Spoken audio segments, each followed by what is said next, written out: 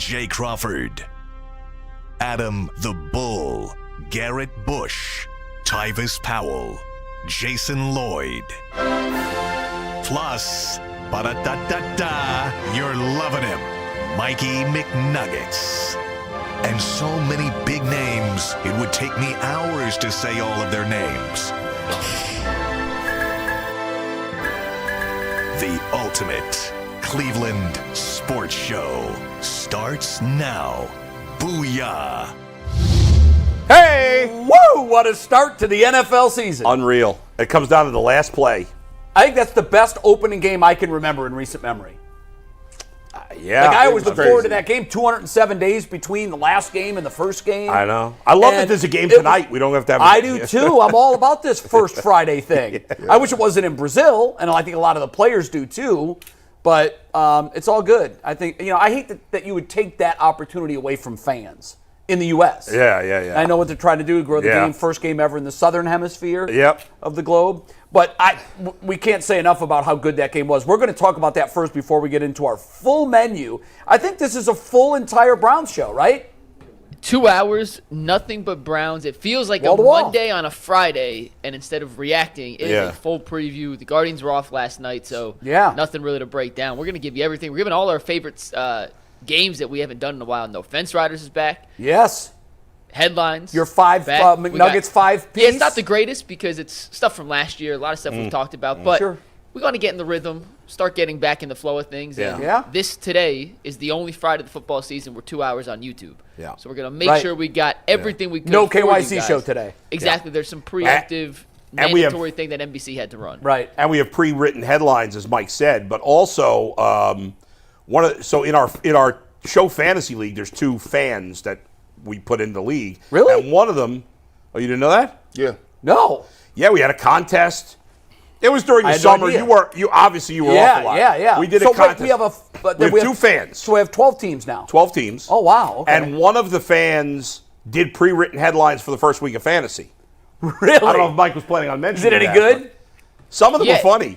It was. He worked with Mike Polk back in the day for a comedy site. He's a funny guy. Used to do stand-up. Very good. In LA. Shout out to Sam. So. But it was pretty funny. Yeah. All right. So he's in the league too. So we've grown to 12. Yes. Corey did the draft for our team. Yes. He waited a long time on quarterbacks. He forgot it was a 2-quarterback league. Yeah. Our league, our family league that we do, is a 2-quarterback league, but we went back to 1 this year because now we're 14 teams. Okay. We expanded 2 teams. It makes it really tough with 14 teams. That's where I lose interest. Yeah. I start to lose interest. Yeah. Ours now is up to 12. That's right. Still a manageable number, but I prefer the 10-team leagues. Well, because when at the end of the year when you need those pickups, there's guys you can go pick up. Mm-hmm. In a 12 and 14 league, forget it. I like the 12. It's challenging. I think it's the right number, but challenging. I mean, we should go 32. Let's go for it. Let's go. Stop it. You just get an NFL team. That's right. You get all the players. That'd be interesting. I want Kansas City. Yeah. Right? They were.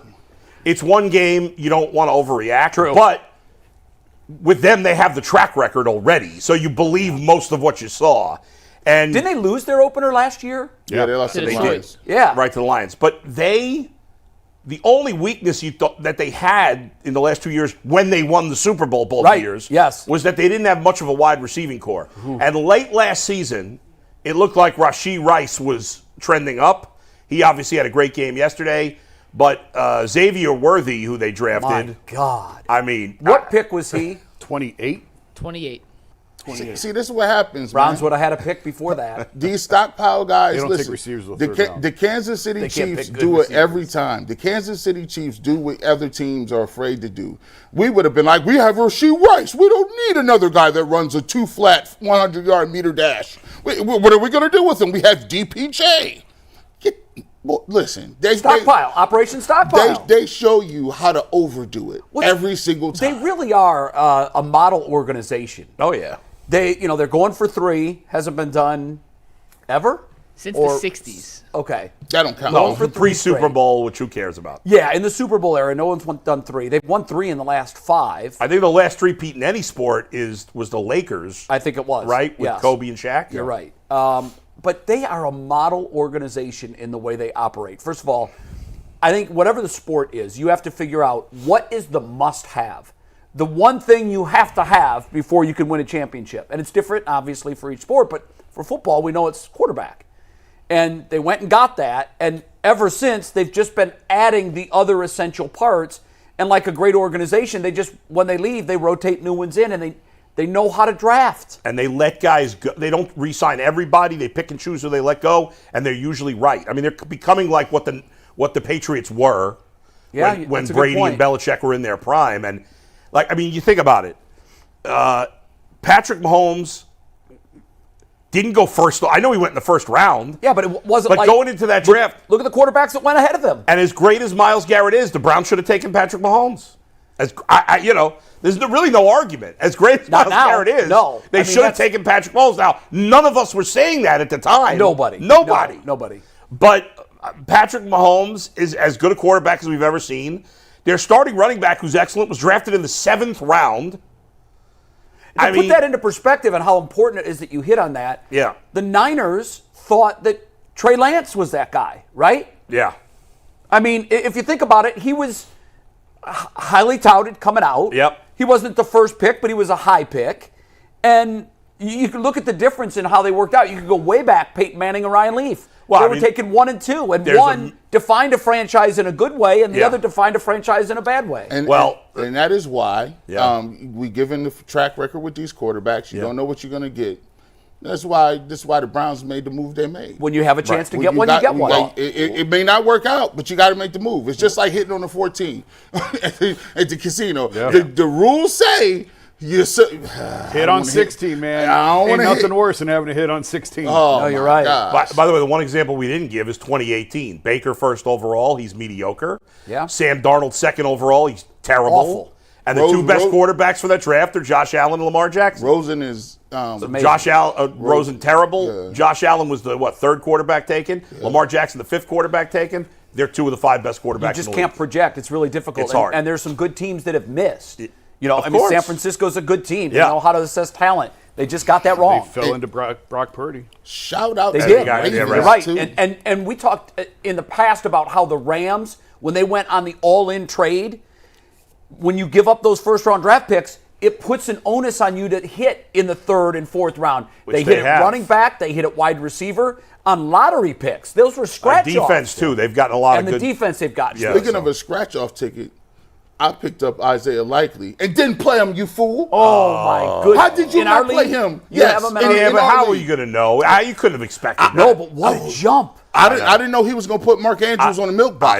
I know. Good gracious. I thought he broke his elbow. I did too. And then he's back on the field in 2 plays. Yeah. I know it. And Pacheco made an incredible catch that was, if his shoe is a half size smaller. It's the Kevin Durant from the Eastern Conference Finals team. You know what sucked? I mean, I'm glad that the Ravens took the L. Really glad. Yeah, but they were going to go for 2. But what really sucked was we were robbed of potentially one of the greatest finishes we'll see all regular season in game 1 because he was saying 2-2-2. Of course you go for 2. And you got to think with Lamar Jackson and Likely and all the options they have, I would have liked their chances a lot to convert and win. But we'll never know. I said yesterday on the show I thought Baltimore was going to win. I thought the whole game Baltimore was going to win. Even when they were down 10, they're going to win. I never thought they were going to win. I always thought they were going to win. When they got the ball back and it was 27-20, I thought, who aside from Patrick Mahomes do you want? Right. And Lamar Jackson, I'll tell you, the one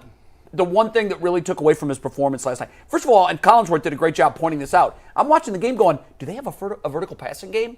In the 3rd quarter, he talked about their average depth of target was 1 yard. Yeah. Inside the red zone, and this is when things get tight for Lamar, things fall apart. He was 1 for 8 throwing the football inside the red zone. Yeah, and he missed a wide open receiver on the play before. Through behind him. Zay Flowers couldn't have been more wide open. And he missed him. Yeah. He missed Likely on the play before, too. I know he did. And Mike and I were talking, how does Patrick Mahomes catch that ball before the 2-minute warning with 2 Ravens on him? Because he's a freak. Not just 2 Ravens, play. Both of them are taller than him. Yeah. And bigger than him. Because they get the ball back before the warning. Oh, like the clock stops. That was a massive play that goes unnoticed. Absolutely. Him making that catch and keeping the clock running. Yeah. That dude's incredible. Travis Kelce didn't even have, a big game yesterday. He didn't slay it. Isaiah Likely was the best tight end in yesterday's game. Is he better than Andrews by the end of the year? Does he supplant Andrews? I mean, it looks like he is right now. I mean, they was looking for him like spot shadow. Like, we got to find him. He's a wide receiver playing tight end. They should use both because which they were. Well, look what the Patriots did they only have Gronk and Hernandez. They don't have any good receivers besides Zay Flowers. Well, Zay Flowers, guys, he's really good. Zay Flowers is going to, pardon the pun, but they don't have anybody else else. This year. Bateman's a nothing, and the rest of their receivers are nothing. Yeah, I agree with that. So Likely and Andrews are two of their top three. But pass remember catchers. when Belichick went with the double tight ends? Yeah. It was a cheat code because a lot of teams will have one linebacker that can stick with a tight end like that. Yeah. Nobody has two linebackers that can guard those guys, yeah. and it's kind of a cheat code.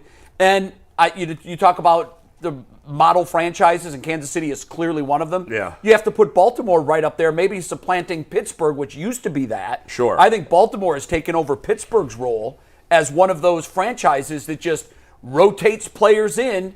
And I don't think Henry was overwhelming yesterday. No. But you can see how he's going to be a weapon in goal line situations. Sure, yeah. You can't key on him because Jackson will kill you. Yeah, they did go with Justice Hill a lot, especially at the end in the passing game, because Derrick Henry's not much in the passing game. But, yeah, obviously in short yardage situations and goal line situations, when you have Lamar and Derrick Henry in the backfield, it's tricky. I'm not sure. It's one game. Right. I was not impressed with their defense. I know they did make some stops, but we'll see. Early on, both teams got the ball, went right down and scored. Yeah, and Baltimore's got some question marks on their offensive line too. But yeah, they do. But the Chris Jones could have had 12 sacks if it wasn't Lamar Jackson back there. And I think that's why Baltimore is going with the quick hitters. They don't. Yeah. They just don't have now. Late in the game, when they had to drop back and throw, they were successful because Jackson's feet are golden. I will say this, McNuggets. I think the biggest part was they executed very well for week one. Both teams. There was a couple of hit or misses there, but for the most part, the offense looked like they were in mid-season form. Yeah. Both teams looked. It was a hell of a fun game to watch. It was entertaining. One team that played in the preseason and one team that didn't. Yeah. So it tells you nothing. Let me ask you guys this. Exactly we'll wrap it up this way with a thumb up or thumb down. Thumb up if you're more concerned about the Ravens than we were before last night. Thumb down if you're less concerned about the Ravens. I think let's go all in. I'm going thumbs down. I'm thumb up. I'm going exactly what I thought. I'm more concerned. I'm with Jason Lloyd. I already knew they was nice. Yeah.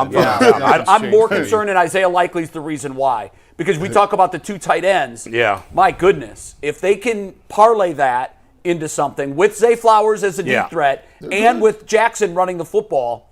I think we'll see. They've never shown that before, the two tight ends. They have not. Teams may adjust. Didn't all three of us yesterday? You weren't here. I wasn't here. The three of us all took like 2 wins off the Ravens from last year, didn't we? Yes. Oh, wow, really? Yeah. So I mean, that would still be 11 wins. Right. So you're going to go down from that? Because I think that's right where I thought. Thumb up is you're more concerned. I guess I'll stay the same because their offense looked very impressive. I was not impressed with their defense, but I thought their defense would take a step back coming in. So I'll go sideways. They were playing the best but team, I'm more concerned about the Chiefs. And I was already certainly concerned about the Chiefs. Yeah, any thoughts that their dynasty was wilting? Forget that. No chance. I mean they got to be overwhelming favorites to win the Super Bowl. I mean, Mike asked for everyone to send in picks, and none of you did. Shame on you. I'm the only good Wait, Jay did this morning. Jason did. Oh, that's a bad job. I thought I apologize, Mike. It's usually I'm first on the spot. I will give it. I have my picks. I screwed up, didn't realize we were supposed to send them to you preemptively. I should have known that. It's so boring to pick the Chiefs. It's so boring. I know. Listen, this exercise for me is, and every year this is the case, when you go to put down the 14 playoff teams, your mind immediately goes to the 14 that were in last year. Right, which was never the case. I threw Tampa Bay out in the NFC. And wait a second here. What? Jay Crawford? You threw out Baker Mayfield from the playoffs? Well, listen, I'm not convinced. I think Atlanta is ready. Yeah. I think I'm they're still ready. stunned by that. And so I don't have them getting a wild card. But for me, I'm going through and I went in my mind and I listed the 14. Yeah. 13 of them were playoff teams last year. Yeah, that never. And then guess what? My Super Bowl matchup is exactly the same as it was last year. That's why I got spicy, because I couldn't. Okay, good. All right. Because you know what? Last year, that no one would have dreamt that the Texans would have been in, and no one would have dreamt that the Bengals would have had the season they did. Right. And so you can't every predict year, injuries. I think there's 1 or 2 that fall out in each league every year, in each conference. All right, let's get into Browns the next hour, 45 minutes. Nothing but Browns talk, and it's brought to us by FanDuel, America's #1 sportsbook. And right now, FanDuel has a little something different for everyone. Now through September 22nd, all FanDuel customers can bet $5 and get a 3-week free trial of NFL Sunday Ticket from YouTube and YouTube TV. Then with your YouTube TV base plan, you'll be able to watch every regular season Sunday afternoon out-of-market game. All you need is a Google account and a current form of payment, and you can cancel anytime. Just visit FanDuel.com/UCSS to download America's #1 sportsbook. Sunday's kickoff, Jay. Primetime. Yes. National TV. Tom Brady on the call. It is the culmination of an offseason of discussion, speculation, and frankly, driving in circles, getting to the same point of it all comes back to Deshaun Watson. Right. Does this game, to you four, and we'll start with whoever wants to start, does this Week 1 matchup feel more important, have more significance than previous Week 1 matchups you can remember? I think I'm going to be different, so I'll start. Yeah. No. They're all urgent. Yeah. Every year we say that you got to get out of the gate right. It's the same to me as it was last year. It's the same as it's going to be next year. Right. You want to win because it's home. You should win. But if you don't, it's not the end of the world. You've got a nice soft part of your schedule coming up. So I don't think there's any more urgency or important to this game. Now, if the question was specifically to Deshaun Watson, I would say, hell yeah. There is great urgency on Deshaun Watson, more so than maybe any opener he's ever played in, because he's in such a prove-it space that he's got to play well. But for the team, no. I'm actually not different. I agree. I wouldn't say every year Week 1 is as important. It depends on the expectations for the team. Mm-hmm. You know, we've gone into a lot of years with the Browns where we realistically thought they'd win 4 or 5 games. Week 1's not that important. Right. But last year, we had Super Bowl expectations for the Browns. We thought they were a playoff team. So I can't say it's any bigger this year than last year. Right. It's just prisoner of the moment. We're here now. You would say it's bigger because it's now. It's here. Obviously, it's big. I don't think Tom Brady being the analyst doesn't make it any bigger. Do you have more interest in just listening to the broadcast than normally that you would? Because I do. Well, I always have a lot of interest, but yes, I'm very interested to hear Tom Brady call the game, but I don't think it's bigger than in years past. Okay. But it is big. I'm interested to hear what Tom Brady says about Deshaun Watson. That's why I want to watch. Yeah, that's exactly why I wouldn't listen to this game on radio. I'll be there. I won't hear it, but I'll probably record it so I can go back and hear what he says when I get home. It doesn't feel any bigger to me. No, like it's big because it's the Cowboys. It's big because it's Brady and it's Brady's debut, and it's big because it's 425. It's the national spot. But there's always a Week 2. Regardless of what happens in Week 1, there's always Week 2. Think about how high everyone was flying last year because of the Cincinnati game, and yes, it was in the rain, but it doesn't matter. You beat the Bengals again. And then you go into Week 2, you lose the Steelers, and Nick Chubb gets hurt, and it feels like the season's over. Right. If anything, you could argue last year was bigger because it's a divisional game. Right. And those count Absolutely. for more. That's true. This is not only not a divisional game, it's an NFC game. It's a crossover game. Right. So, no, I don't think it's any bigger. In the moment, yes, Bull's right. It feels bigger because it's the moment right now. But it doesn't matter what happens in Week 1. What about Captain Knee-Jerk? Always a Week 2. That's what I want to know. Oh, I know G's answer. Man, this game is huge, bro. And we're not gonna sit up here and don't get to the gates and turn around now. Because all off season we wanted to know. We got to see what Deshaun talking about. We got to know do we need to get it off to a good start? Deshaun, hey man, we look at the teams in the AFC North. Now we here. You on national TV. This is a game, and trust me. You guys have been Browns fans just as not longer than me.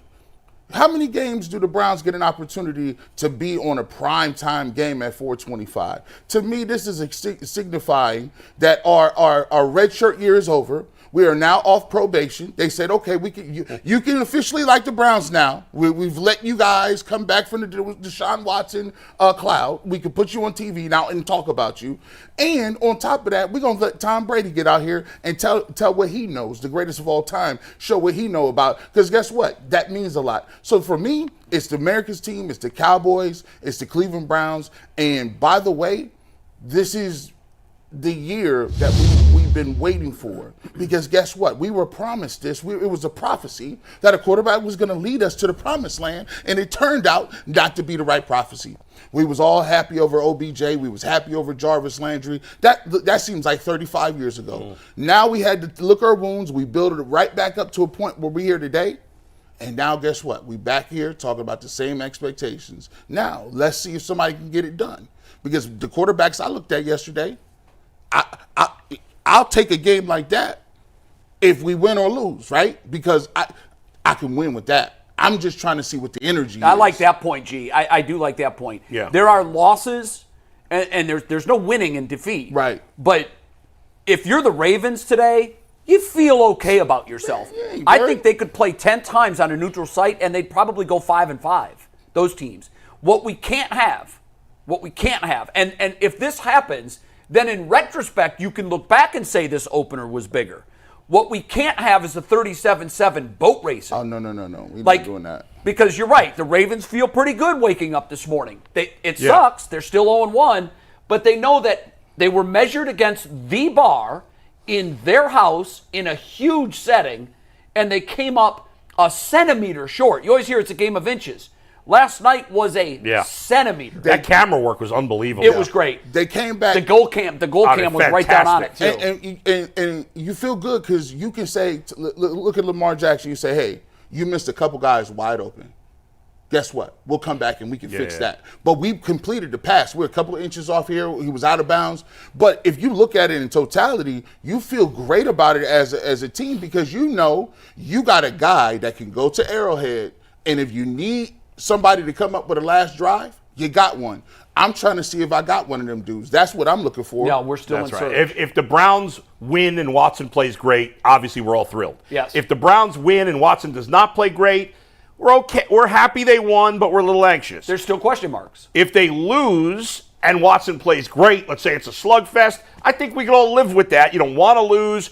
You're going to figure, a bad day for the defense, it'll be all right. But look, Watson's playing great. Right. If they lose and Watson sucks, then we got a problem. Then feels like a total disaster. Then Houston, we've got a problem. Season won't be over. No, but even people like me who are very optimistic about the season will be a little deflated because this is an opportunity. You only get 16 or 17 of them to play. It's an opportunity to have a measuring stick against a team that's very good. And the optimism balloon coming into the season is always at 100, especially when you have a playoff. Sure. When you have playoff aspirations. Everybody's playoff balloon is blown to 100% capacity with optimism. When you like for the Ravens, they lost 6 percentage points from their balloon. Mm-hmm. They still are filled with optimism. Mm-hmm. What happens when you lose a home game and you lose it badly in the opener? That balloon get popped and all of the optimism escapes. Especially if you don't have the track record. Like if the Chiefs had gotten beat up yesterday, as long as Mahomes didn't get hurt, I think the fans are fine because they've won 2 Super Bowls in a row. Sure, yeah. They didn't get off to a good start last year. With the Patriots, with Brady, would often get off to bad starts. But if you're almost any other team, like the Browns, who's had some success, but very little in recent years, you won 1 playoff game in this regime. No, you're fair saying very little. Yeah. Yes, the balloon, if that happens, the balloon is popped, and it takes a while to build it back up. Right. I have no agenda by asking this, but I'm genuinely curious what you guys think. If Deshaun plays well, balls out, who gets the credit, Deshaun or Kevin? Deshaun. I will give it to Deshaun, personally. I'll give it... but you still got to give some credit because I have a second question. You still got to have a second question. Okay, but it's always a team effort. But if you're splitting the credit pie, 80% to Deshaun and 20% to Kevin. If Deshaun is a dud, who gets the blame? 100% Deshaun. Because it's been Kevin in the past. Right. It has been. It's always been Kevin. But you know what the control in the experiment is? We saw Kevin with garbage quarterbacks last year, and we made it to the playoffs. I just wanted that on the record. But that's fair, Because usually when stars play well, stars get the credit. Doesn't matter the sport. You're right. Yeah. When the star doesn't play well, the coach is an idiot. And I've been guilty of that, too. How would you answer those questions, Jay? I would put it's Deshaun if he plays well, and it's Deshaun if he doesn't. This is all on Deshaun. I agree. I don't think Stefanski's gotten all the blame by everybody. There's a percentage of the roll the tape. No. I got to side with Jason on this. Roll the tape. Not even early on. Year 2, when things were really going sideways. And then even into year 3, there was a lot of Kevin needs to give up the play calling. There were some Not that were for saying, me. No. You stayed. The two of us were under heavy fire. I went through a patch where I'm like, this isn't it. Right. No, that's fair. Now, I do think that, not that these things matter in the global scheme, but he's been the 2-time coach of the year.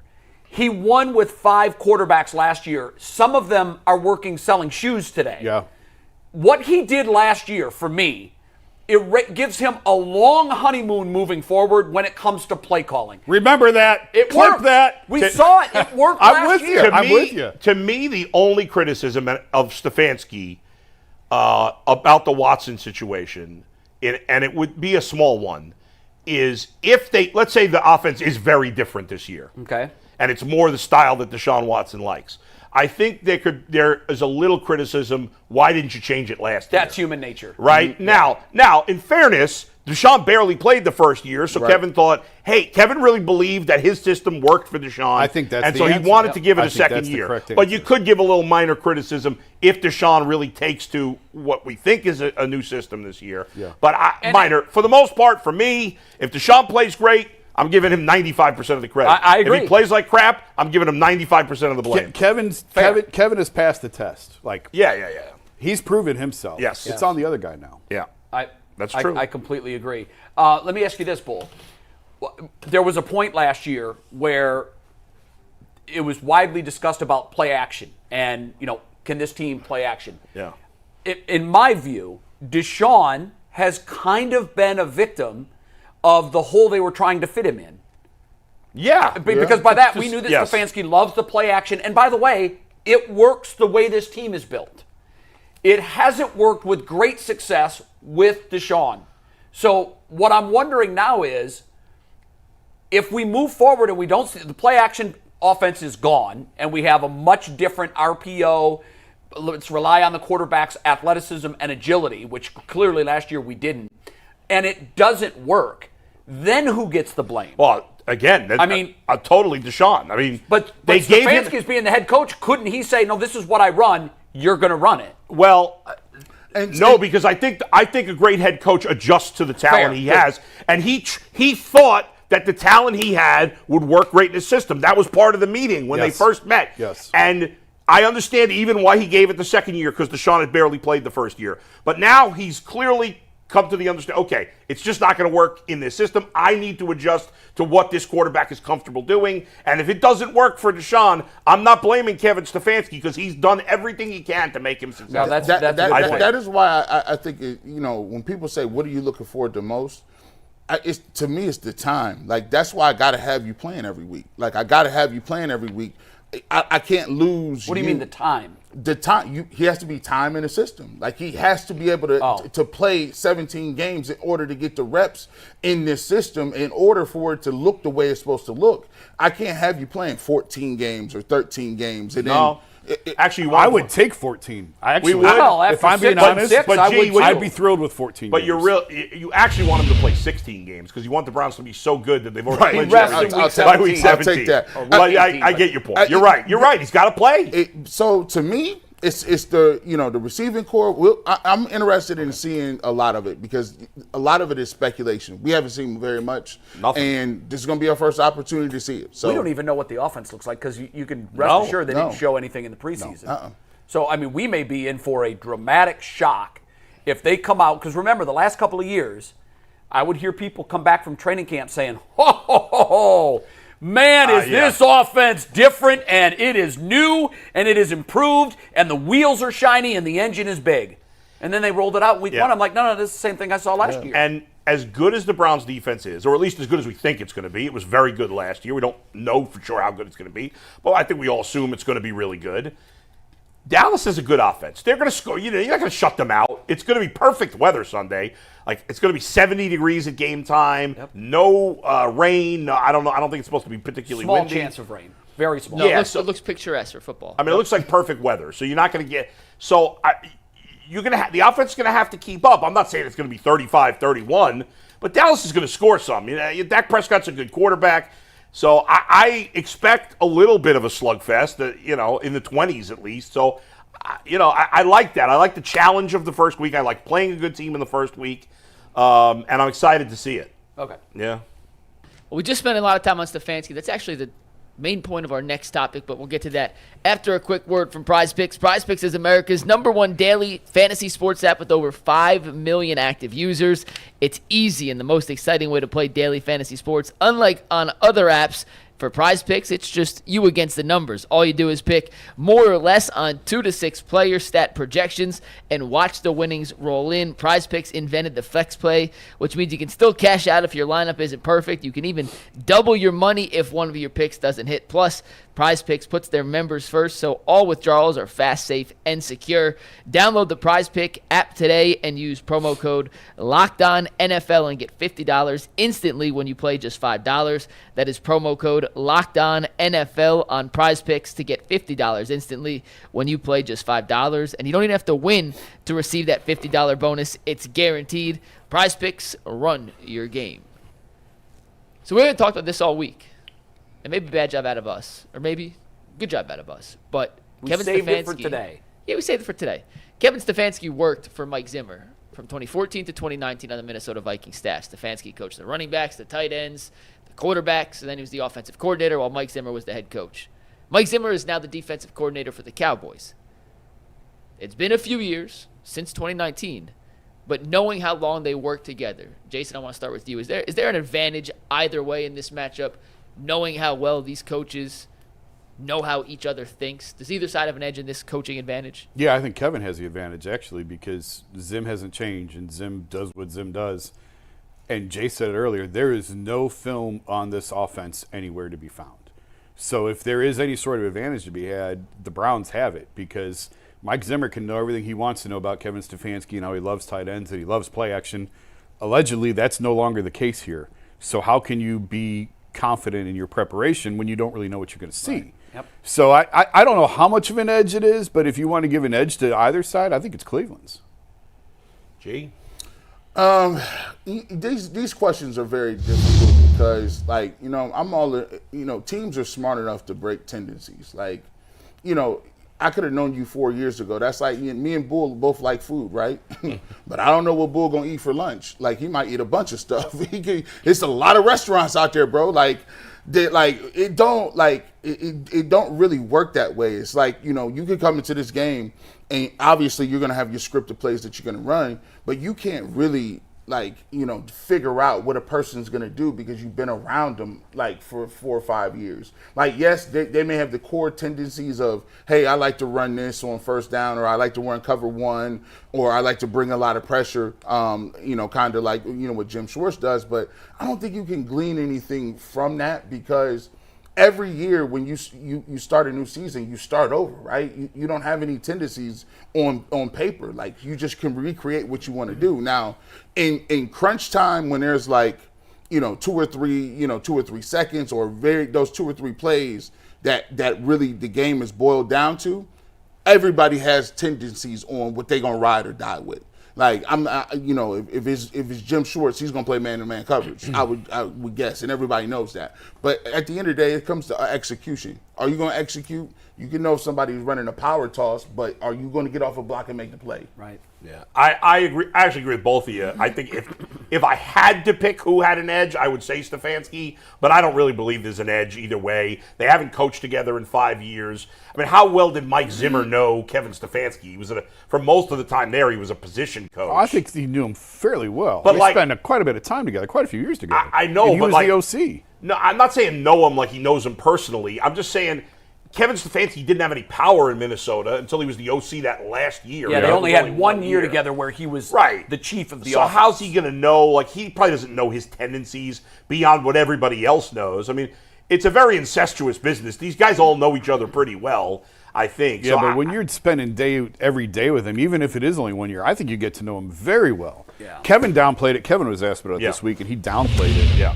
That it's really, but he downplayed it. And I think it's smart for him to downplay it. But I'm with Jason. Yeah. When you are in the trenches with someone, even if it was just for 17 games or 16, I think they had a 16-game schedule back then. If you're as the head coach, this stuff is all being filtered through you.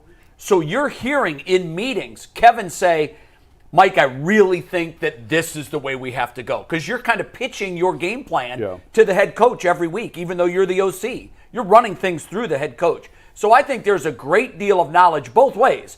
I think Kevin knows Mike's defense and what he likes to do.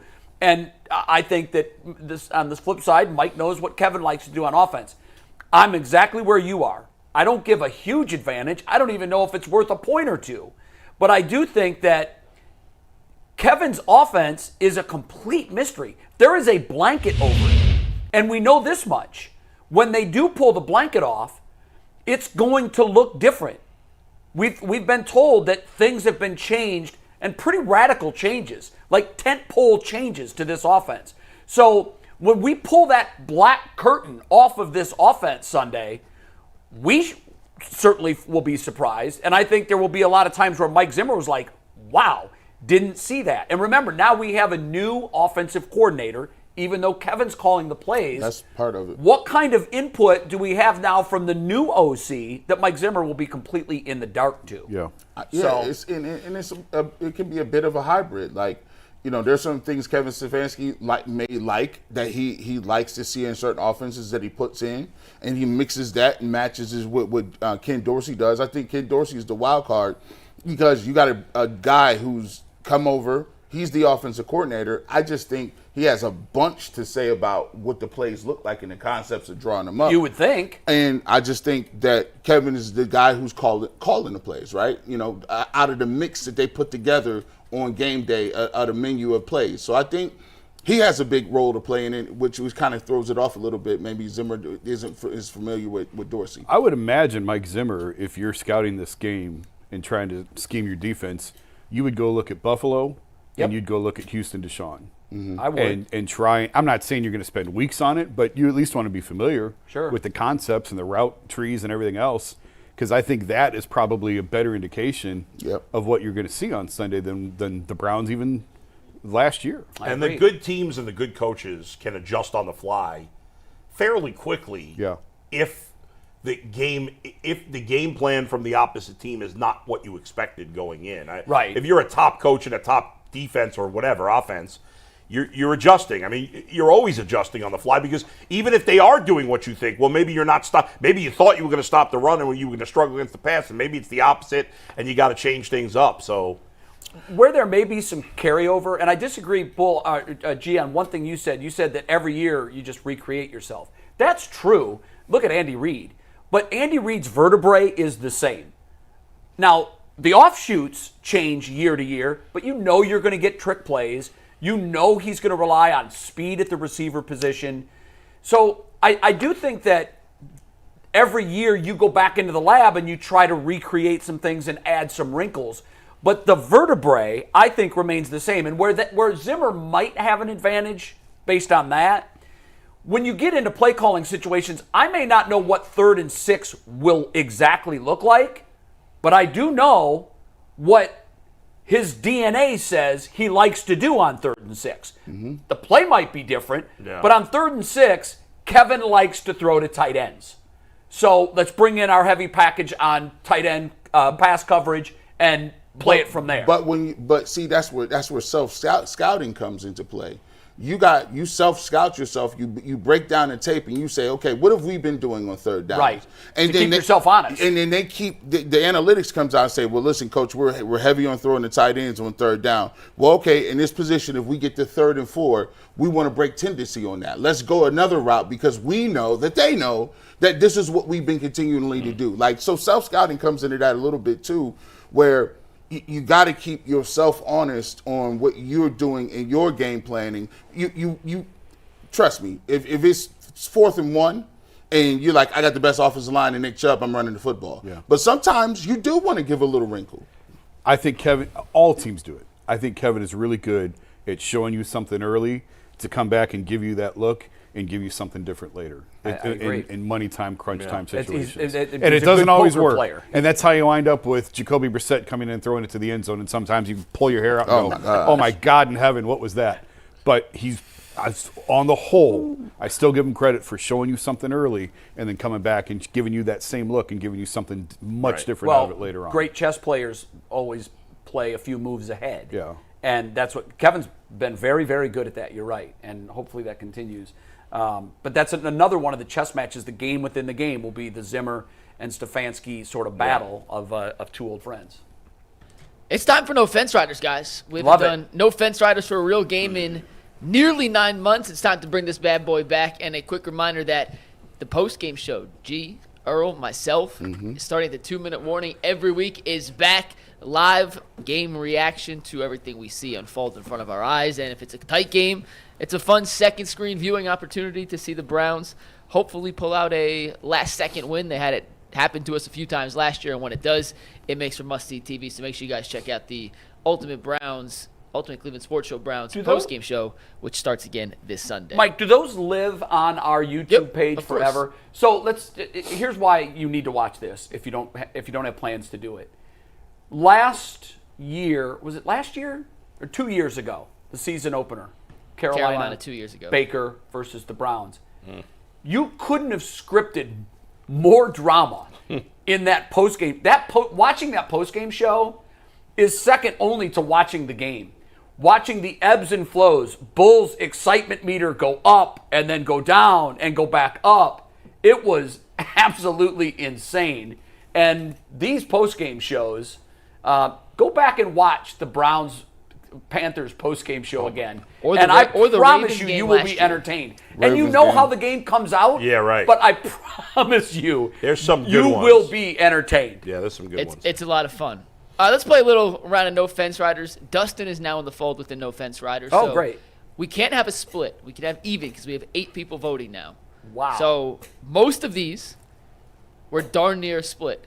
Really? Only one was unanimous. And I'm sure you guys can guess which one it was, but we'll get to that in a sec. The first one we had, though, will Deshaun Watson throw for at least 251 yards against the Cowboys? This was a 3-5 split.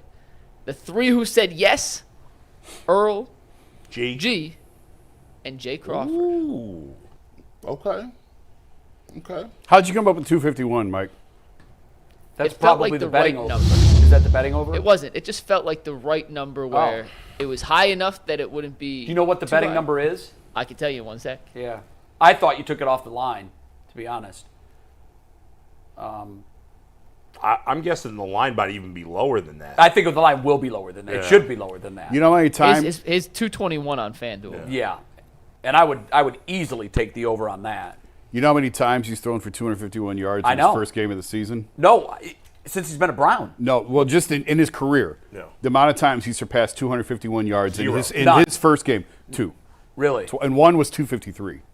Wow. So, okay. So the fact that he typically doesn't play great his first game of the season. Okay. He hasn't played in forever. Facing good defense. Facing a good defense. You're on the no side hasn't had too. a ton of reps. I'm on the no. Yeah. I'm not expecting him to play great in week 1. I think he'll get better as the season goes along, but I don't expect him to play great. I'm not saying he's going to play bad. I'm just saying I'm expecting kind of a decent game from him, but not over 251. That's fair. I just looked at it. Somebody said in the chat, and I did confirm it on Instagram. Deshaun Watson, I think either his dad passed away. He said, "Rest in peace, Pops." His dad passed away. He put that on his Instagram page. So, what day? What day was that? Today. Like 39 minutes. Okay, now we've said all along, no excuses. We didn't factor this in. Now we don't know for sure it's his father. It might be someone that he called Pops. Someone. Typically, if you put on your social page, R.I.P. Pops. Yeah. So does that give him a built-in excuse? I kind of like. I don't like to mix the two. Yeah. I just condolences. It's tough losing people and comparing it to the game. Do we know what kind of relationship he had with his father? I don't. I know. Anytime you lose somebody, you got a heavy heart. So, but I've seen people come out and play inspired. Didn't Brett Favre throw like? Brett Favre went absolutely nuts at prime time. And we've seen the opposite side of the spectrum. We have. It's impossible. And you know what? That's human nature, man. I Everybody know, handles that differently. But Brett Favre wasn't that upset passing. Because he was too busy stealing money from the state of Missouri. Mississippi. Not back then. Not that? I wouldn't have. I mean, look, everybody responds differently. I've seen. I watch Dateline on NBC. And a lot of times the cops will say, well, I knew they did it because they weren't crying. Well, not everybody cries when their spouse is killed. Everybody reacts differently. You're just like, and I'll tell you, I have been on the no excuse train. I think you've been the conductor. I've been the caboose, but I've been waving the no excuse flags. In fact, if I'm going to dub this season anything, it's the no excuse tour. However, if his dad died, if this is true, and you have said you've confirmed it on Instagram, I will give him a sliding scale for what we expect from him on Sunday. All of that being said, we have changed the offensive coordinator. We have changed the offense. We've gotten rid of your biggest competition to make you feel comfortable. Everything has been done to build a runway for Deshaun Watson's takeoff in Cleveland. So I feel a little differently about this now, knowing the line was 221. To be perfectly honest, Vegas barely misses. And when they miss, they don't miss by 30 yards. For his career, Jay, in his 6 season debuts, these are from Anthony Lima. He tweeted this out. He averages in his 6 season debuts 181 yards per game. That's awful. Now, again, this is why I'm taking the over. And I feel a little scary about that now because I thought you took the betting line. And I thought if Vegas feels it's 251, I'm comfortable with him exceeding that. Now that I know Vegas feels it's 221, I'm a little more concerned about it. But here's the reality of the situation. We brought in a top-flight receiver to help him out. He's already got another top-flight receiver. He's got a tight end coming off a career year. Nick Chubb is not coming through the front door. You've got to throw the ball. All eyes are on you, and the pressure is on high. You better throw for more than 251. You better. I'll say this. One of the things that I look at is, and I think a lot of people don't take it into consideration is, there's a lot of people that's riding with him. There's a lot of people that want to go out there and make sure he does have a great game. I know Joe Bitonio and Wyatt Teller and the guys up front, Jack Conklin and Jed Wills, they weren't hurrying back just to hang out. They're hurrying back because they know they got a damn good football team. There's a lot of people, and this is the thing, I don't want to reduce this just down to a Deshaun Watson conversation because I think that does a disservice to professional sports and team sports in general.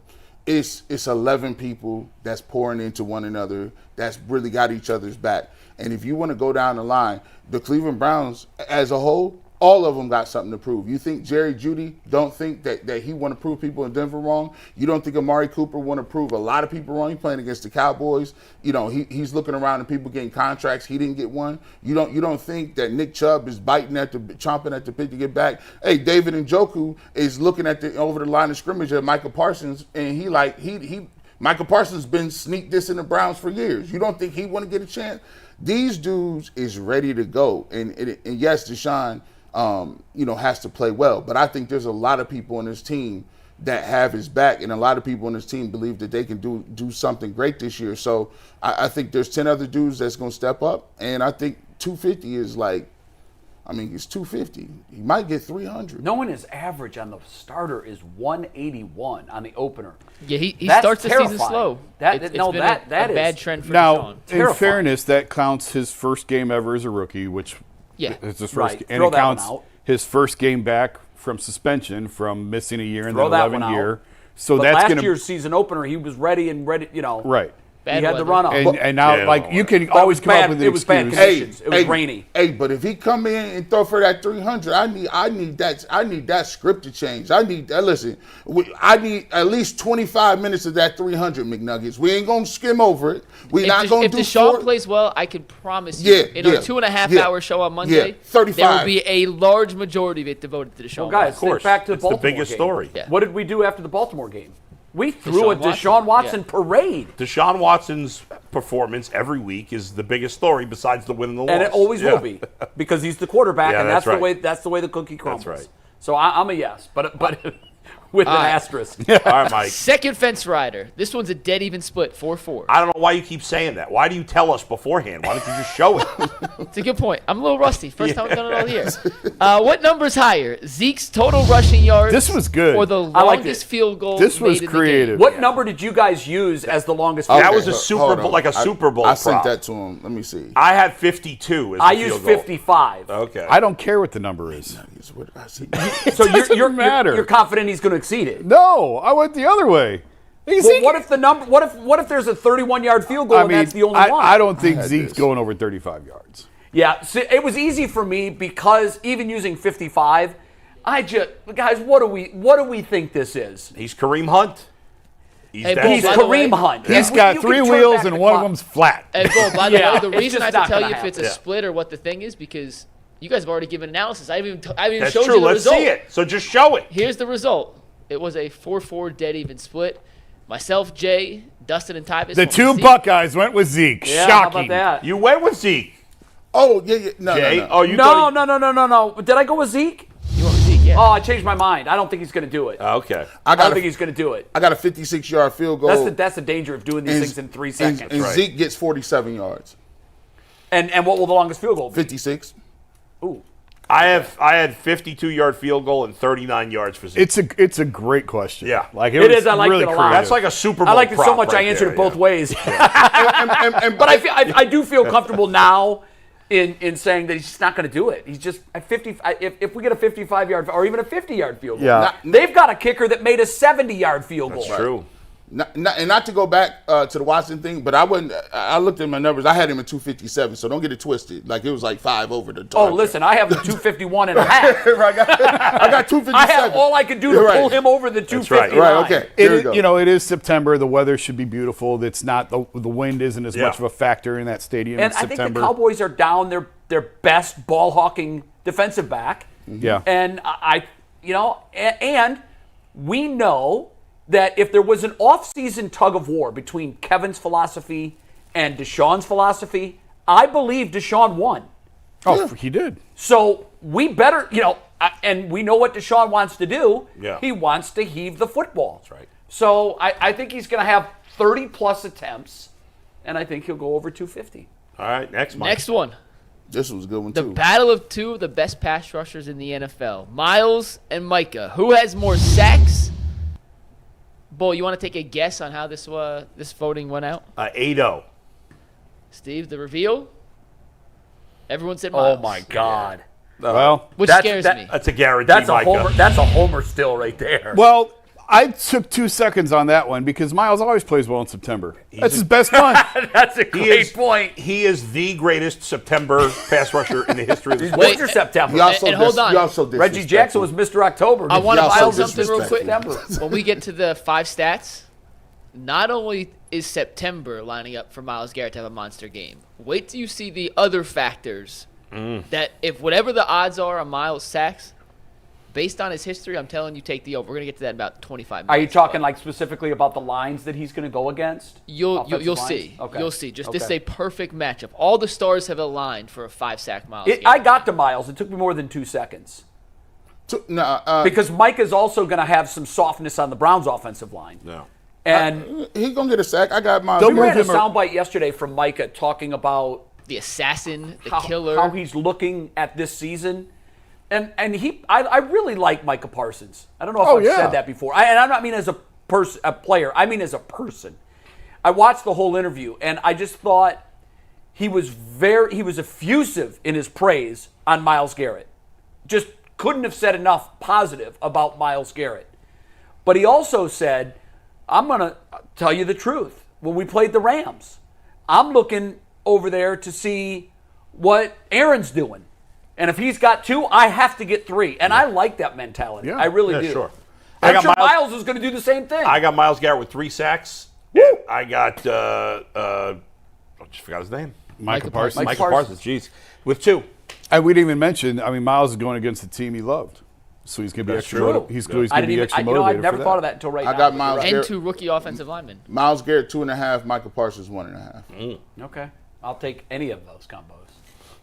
All right, next question. We talked to Zeke a little bit. The question, this is bigger picture. Will either team rush for 100 or more yards in the game? And this answer was a dead even split, 4-4. Earl, G, Jason, and Jay said yes. A team will rush for over 100. Myself, Dustin, Bull, and Tyvis said no. I went back and forth on this. I did too.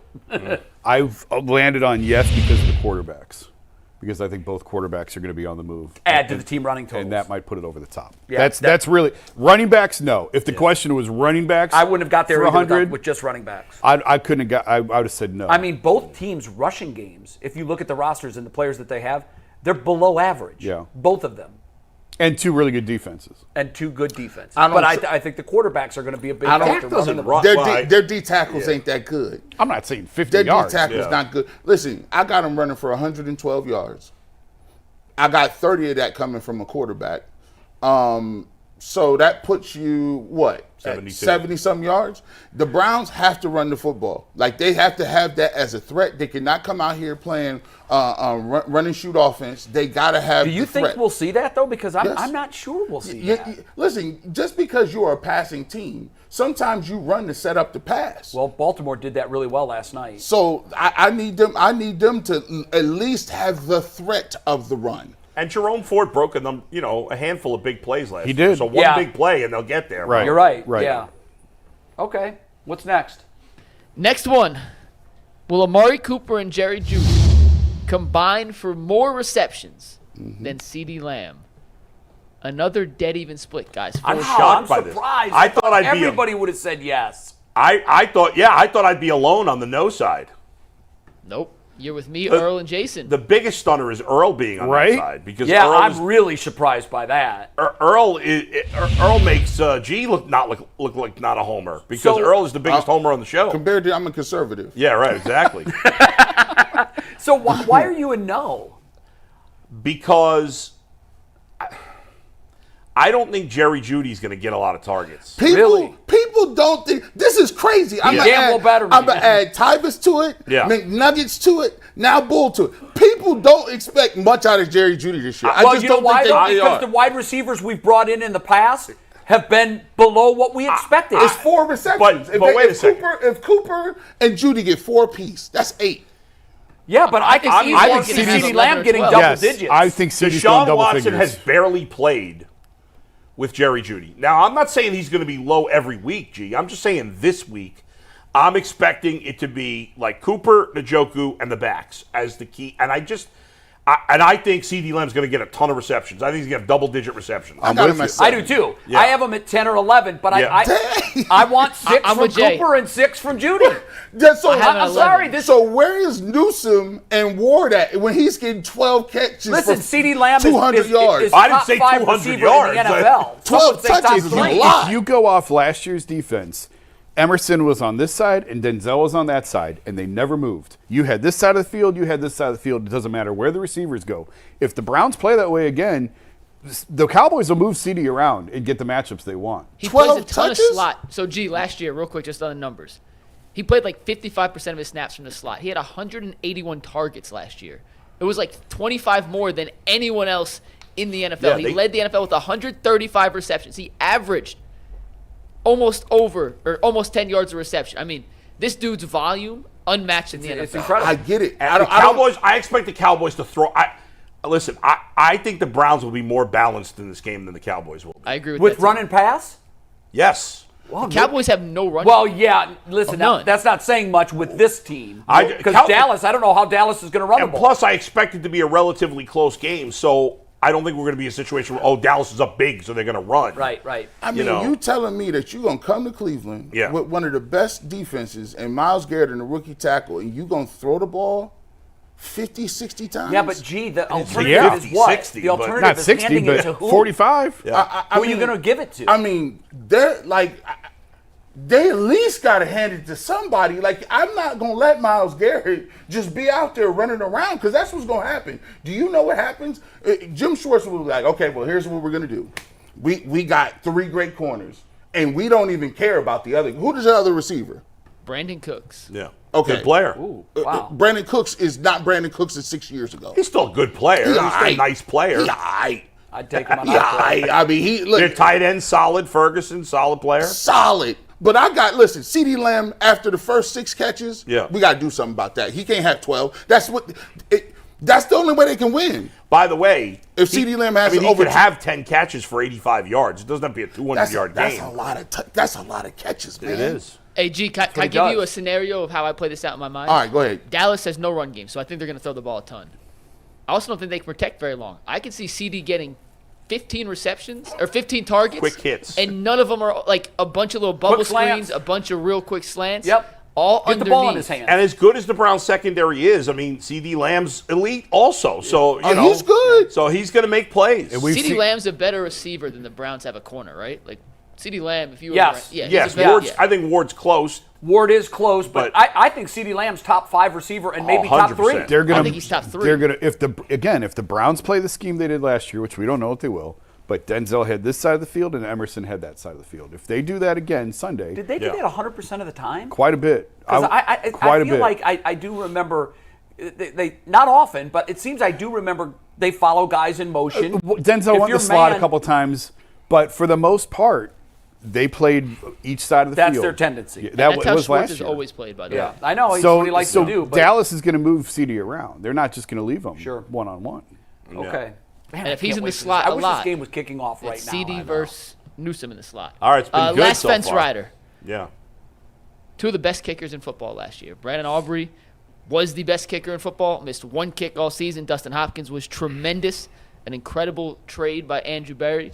First game of the season in Cleveland Browns Stadium, which I'm not calling the Hunt or the Bank. It was Cleveland Browns Stadium.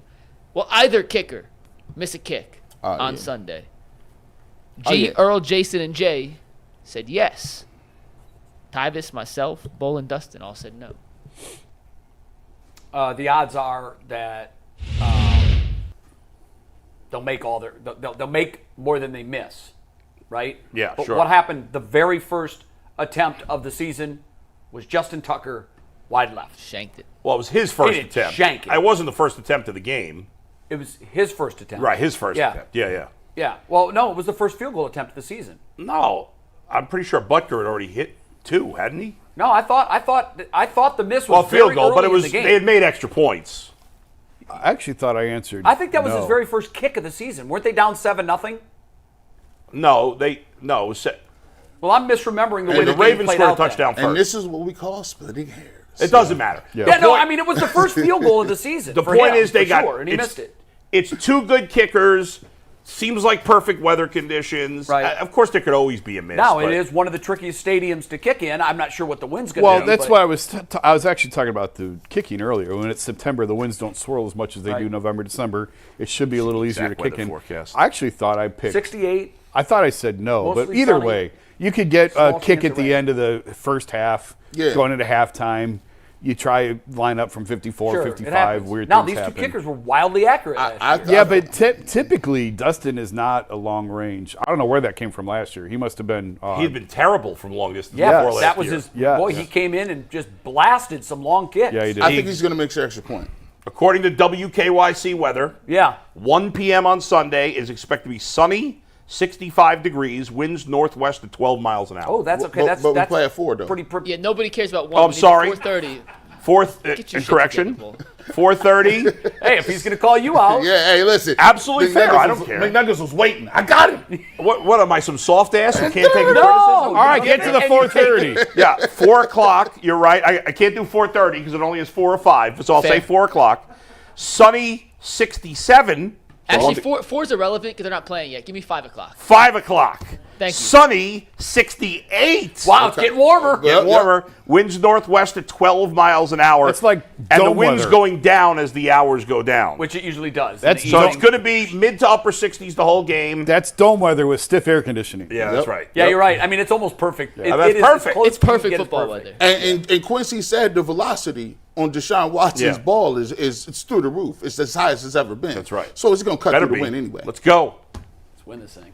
We're going to try a little something different here. We're going to try a new segment. If it doesn't work, we'll never try it again. and we're going to blame FanDuel because this segment's brought to us by FanDuel. You've heard us talk a lot about FanDuel in the past. It is America's #1 sportsbook, and we got a little something different for you guys right now. Now through September 22nd, all FanDuel customers can bet $5 and get a 3-week free trial of NFL Sunday Ticket from YouTube and YouTube TV. Then with the YouTube TV base plan, you'll be able to watch every regular season Sunday afternoon out-of-market game. All you need is a Google account and a current form of payment, and you can cancel at any time.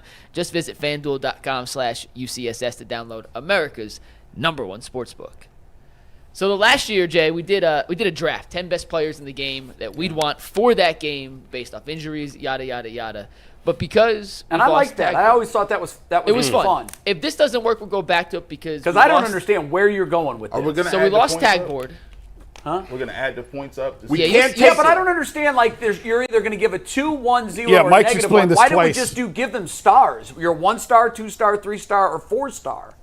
The negative, going into the negatives. I like the negatives because if they're really bad, you take time. Well, that's the same Mike's as 0 explained stars. this twice, and I still don't get it because I have ADD. So let's just bring it and see That's what what I said. We're going to try it. We can't take tag board full anymore, so that's why we I'm can't going to do mess the up the math anyways. Yeah, It's so fine, guys. we've lost no without chance. tag board. We can't update stuff live. That's okay. So Ant can't spell or do math? We're going to find out if Anthony can do math. He's going to keep track. But, yeah, we're going to give it a shot. If it doesn't work, the beauty of this show is we just won't do it again. We'll bring the whiteboard out next week. And we're not afraid to change whiteboard, course. so we're going to try it. Sucks. Essentially, and this sucks. It sucks. I've had ideas that have not Don't been go good into before. it with a negative attitude. Here's how it works. It's essentially an exercise to figure out which team has a better roster and how close it is when you compile all the positions together. Right. If you love a player... By groups. Yeah, but it's really the starter. When we say quarterback, it's Dak versus Deshaun. Or the guys who are going to play at But that the wide position. receiver room, the 3 wide receivers for the Cowboys, 3 wide receivers for the Browns. If you think they're incredible, it's a 2. They're good, 1, 0. And if they're bad, it's a -1. We can't give 0.5? No 0.5s. This is just... That screws up the experiment a little bit. Just 2, 1, 0, and -1. We're going to go through Anthony. If I can move the camera and pan down, Anthony's on this little piece of paper. He's going to keep track of the score. I have full confidence. And when it's all said and done, high-tech stuff. We are going to get an idea of how closely these rosters are compared and see what's the better roster at the end. So before you start, can I ask the guys a question? Of course. On the Browns position groups, did you have any 2s? Oh, I haven't done it yet, so I'll let you know as we go. You're going to do it on the fly. I like your style. Yeah, I told you. He's explained it to me twice. I don't know what we're doing. Okay. So, yes, I do. I do. Listen. Okay, I was a hard grader, man. Yeah.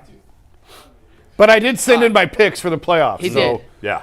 You get the little. By the way, Tristan Thompson signed with the Cavs on a 1-year contract. He's back. There you go. Very There's your exciting. Cavs You talk news about right running it back. Yeah, The ball boys are back. The towel crew is back. Wear the same socks. The dance team, no changes. At all.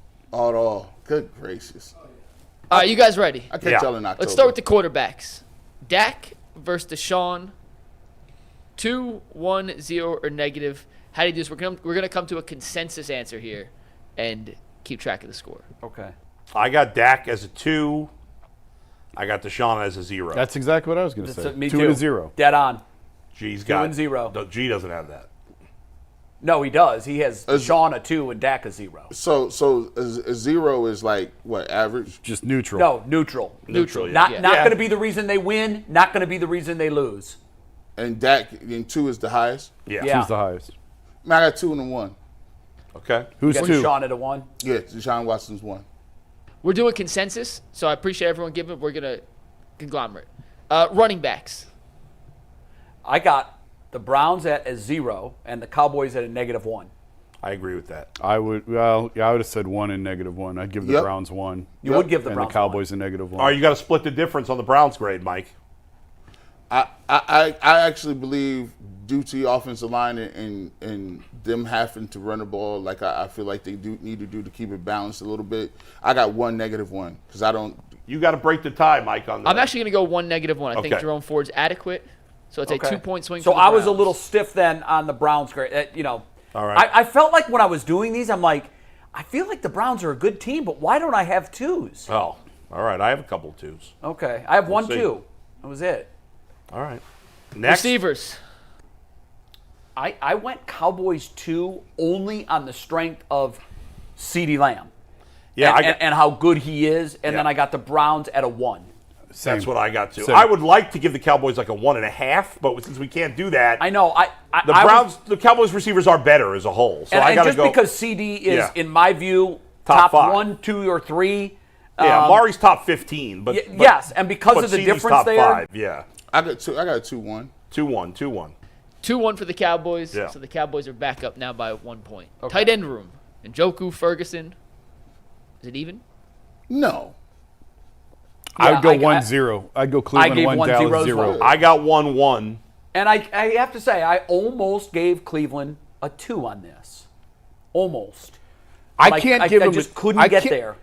Njoku had a phenomenal year last year when Joe Flacco was throwing him That's the problem. I went back and looked. His numbers with Joe Flacco are the best numbers he's had in his career. They're sensational. Well, that just says a lot about a rookie quarterback, DTR, and P.J. Walker.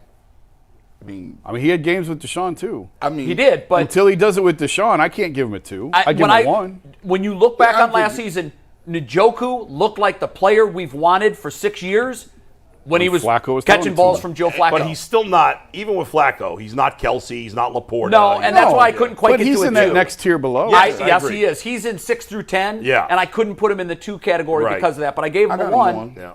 I got 1-1, Mike, but I'm not. It's going to be 1-0 because I got. You got outvoted. Yeah. The consensus is outvoted. You saw 1-0. Offensive line now. How'd you guys rate that? Man, this was hard for me. I wanted to give the Browns a 2. I couldn't. No. I'm giving them a 2 I gave both teams a 1. To me, the Browns were a 1.5 on the offensive line, so I did the same thing for the Cowboys. I'm going 2-0. The fact. Oh, wow. Really? You got the Browns at a 2, and the Cowboys at 0. They have 2 rookies starting on the offensive line. They do. I don't like that. They do. I have them at a 0, but I can only go at a 1. I can only go 1 on the Browns until we don't know who the left tackle is. So it looks like 1-0 is the consensus. I had 1-0. Okay. 1-0. 1-0 for the offensive I got 2 for the record. And so what's the running tally now? Should be Browns plus 1, I think. I think it is. Yeah, Browns plus 1. Browns plus 1. Can we end the game right now so we win? Yeah. Defensive line. This combines defensive tackles and defense. This was really hard. I got 2-1 Browns. This was my only 2 for the Browns. I would have went 2-2 if the Cowboys had 1 D tackle. They ain't got none. I'm going to go 2-1 Browns. Micah Parsons makes it 2-2 to me. I got 2-2. Yeah. 2-2. I can't put it the same. I just think both of them, for the same logic I used with CeeDee Lamb and the Cowboys receiving crew. Because CeeDee Lamb is elite, unquestionably elite, I think that brings up the average of the room to a 2. And I also think I would say the same thing with Myles Garrett, elite, Micah Parsons, elite, and because of that, I have them as a 2. I wouldn't give him the same grade because as much as I like Micah Parsons, he's not quite as good as Myles Garrett. And the rest of the line, I think there's a decent advantage for the Browns. Here's another example. I'd like to go 2-1.5. Well, you can think one's better than the other, and they can both be 2s. Sure, yes. That's the problem with this, All right, so you guys are going 2-2. G, you're going 2-1 with me? Yeah. You got to break the tie, Mike. What is the Cowboys line to you, a 2 or a 1? Outside of Micah Parsons. No, that's not what we're doing. No, I'm just saying, outside of Micah Parsons, I don't love the depth of the defensive line. They lost 2 of their 3 leading sack leaders from last year. Right. Until they prove more, I would give Dallas's defensive line a 1. Okay, then let's go with 2 and a 1. 2-1 is the score. Which means that the Browns now have a 2-point edge. Linebackers. I'll be honest, I'm not that sure about the Cowboys. I'm not either. I'd go 0-0. Yeah, I would too. I think they're both washes. Although I was going to see if you guys could talk me into 1-1 for the Browns because of JOK. What you mean? I'm at a 1 with the Browns. I just got to look the Cowboys. I can get to a 1. I have no problem. Yeah, I had 1 for the Browns. But the Cowboys, I don't know enough about their linebackers. Yeah. That's 1-0 easy. Well, okay, 1-0. I think we're being unfair. I feel like I'm not going to lie. I should have done this at home, and I forgot. They signed Eric Kendricks. He's a good player. Yeah, but he's getting up there in age, isn't he? Damon Clark. I mean, they only list 2 starting linebackers. Out of here. Yeah, I'm not high. Let's go 1-0. 1-0. Yeah, I think 1-0 works. Yeah. 1-0. Cornerbacks. You're splitting corners and safeties? Yeah. We are splitting corners and safeties. Okay. I went defensive backs. Yeah. So if that's the case, I have another 2 then. I give the Browns a 2. 2, Cowboys 1. Yes. 2-1 easy. Yeah. Yeah. Now, I didn't know you were going to do it that way. I thought we were going to go defensive backs. Nope. And because I don't love our safeties, I couldn't give the defensive backs a 2, but I'll definitely give our corners a 2. I think they're elite. Safeties. I got a 0-0. I got 1-0 Cowboys. They got Malik Hooker. Oh, they do have Malik Hooker. Donovan Wilson's a good safety, too. Yeah, I'm with him. I'd go 1-0. I can totally concede to that. Yeah. But the Browns, I like Delpit, but I don't like the rest of their. I'm concerned at safety again this year. I'm concerned. I'll give that. I'll give it to the Cowboys. 1-0 Cowboys. 1-0 Cowboys. So that gets it back to a 1-point advantage to the Browns. No, the Browns have a 3-point advantage. Oh, they had a 3. So even after that. Now what? Yeah. We were up 4. We were up 4 after cornerbacks. Yeah. I've been watching Anthony. He's been doing this correctly. It's shocking. He's crushed. No, Anthony's watching crushing his work. Anthony's doing crushing well, it right Anthony. now. Proud Did of he you. carry the 1? Look, I didn't understand what we were doing until tight ends, but I got it. We got 2 more. Sure. This is I'm just special throwing teams, numbers out. special teams as a whole. The entire unit, punting, returning, kicking. I don't even know who the special Cowboys teams. punter is. I gave us a 1. I love our punter. I love our kicker. I don't like our return teams on either side of the ball.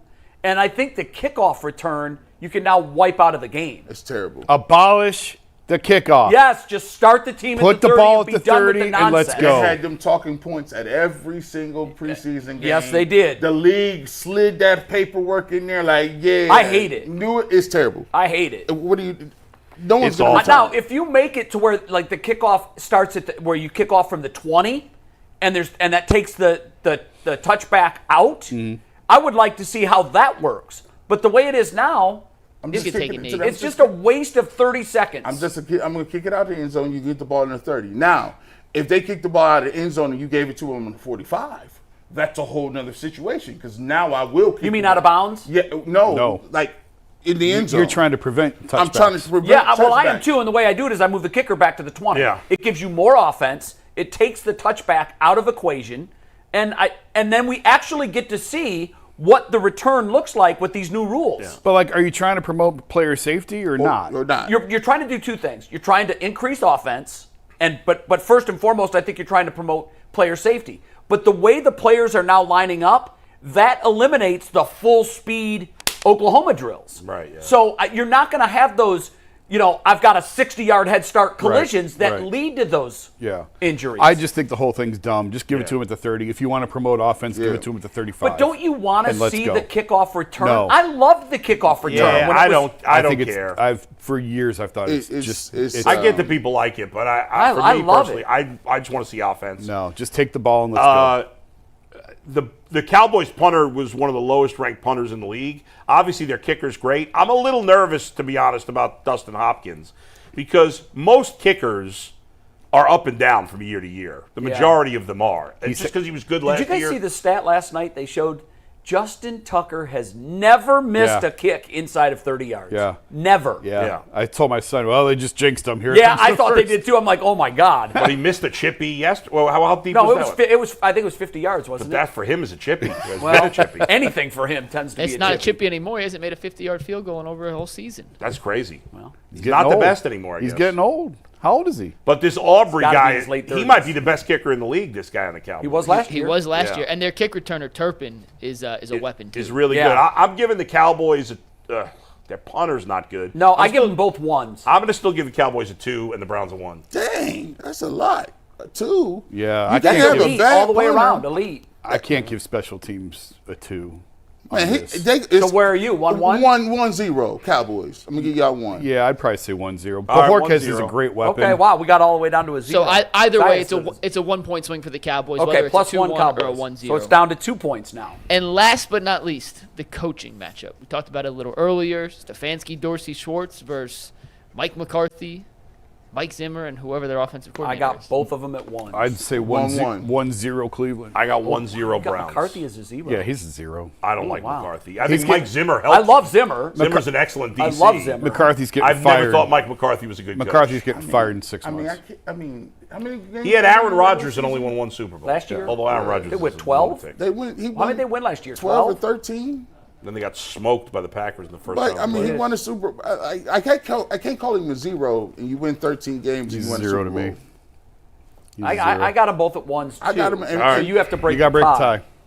I like the trio the Browns have better. I'm not a McCarthy guy, so I had 1-0 for the Browns, which gives the Browns, at the end of this exercise, a 3-point advantage giving them the official winner in the overall roster scope.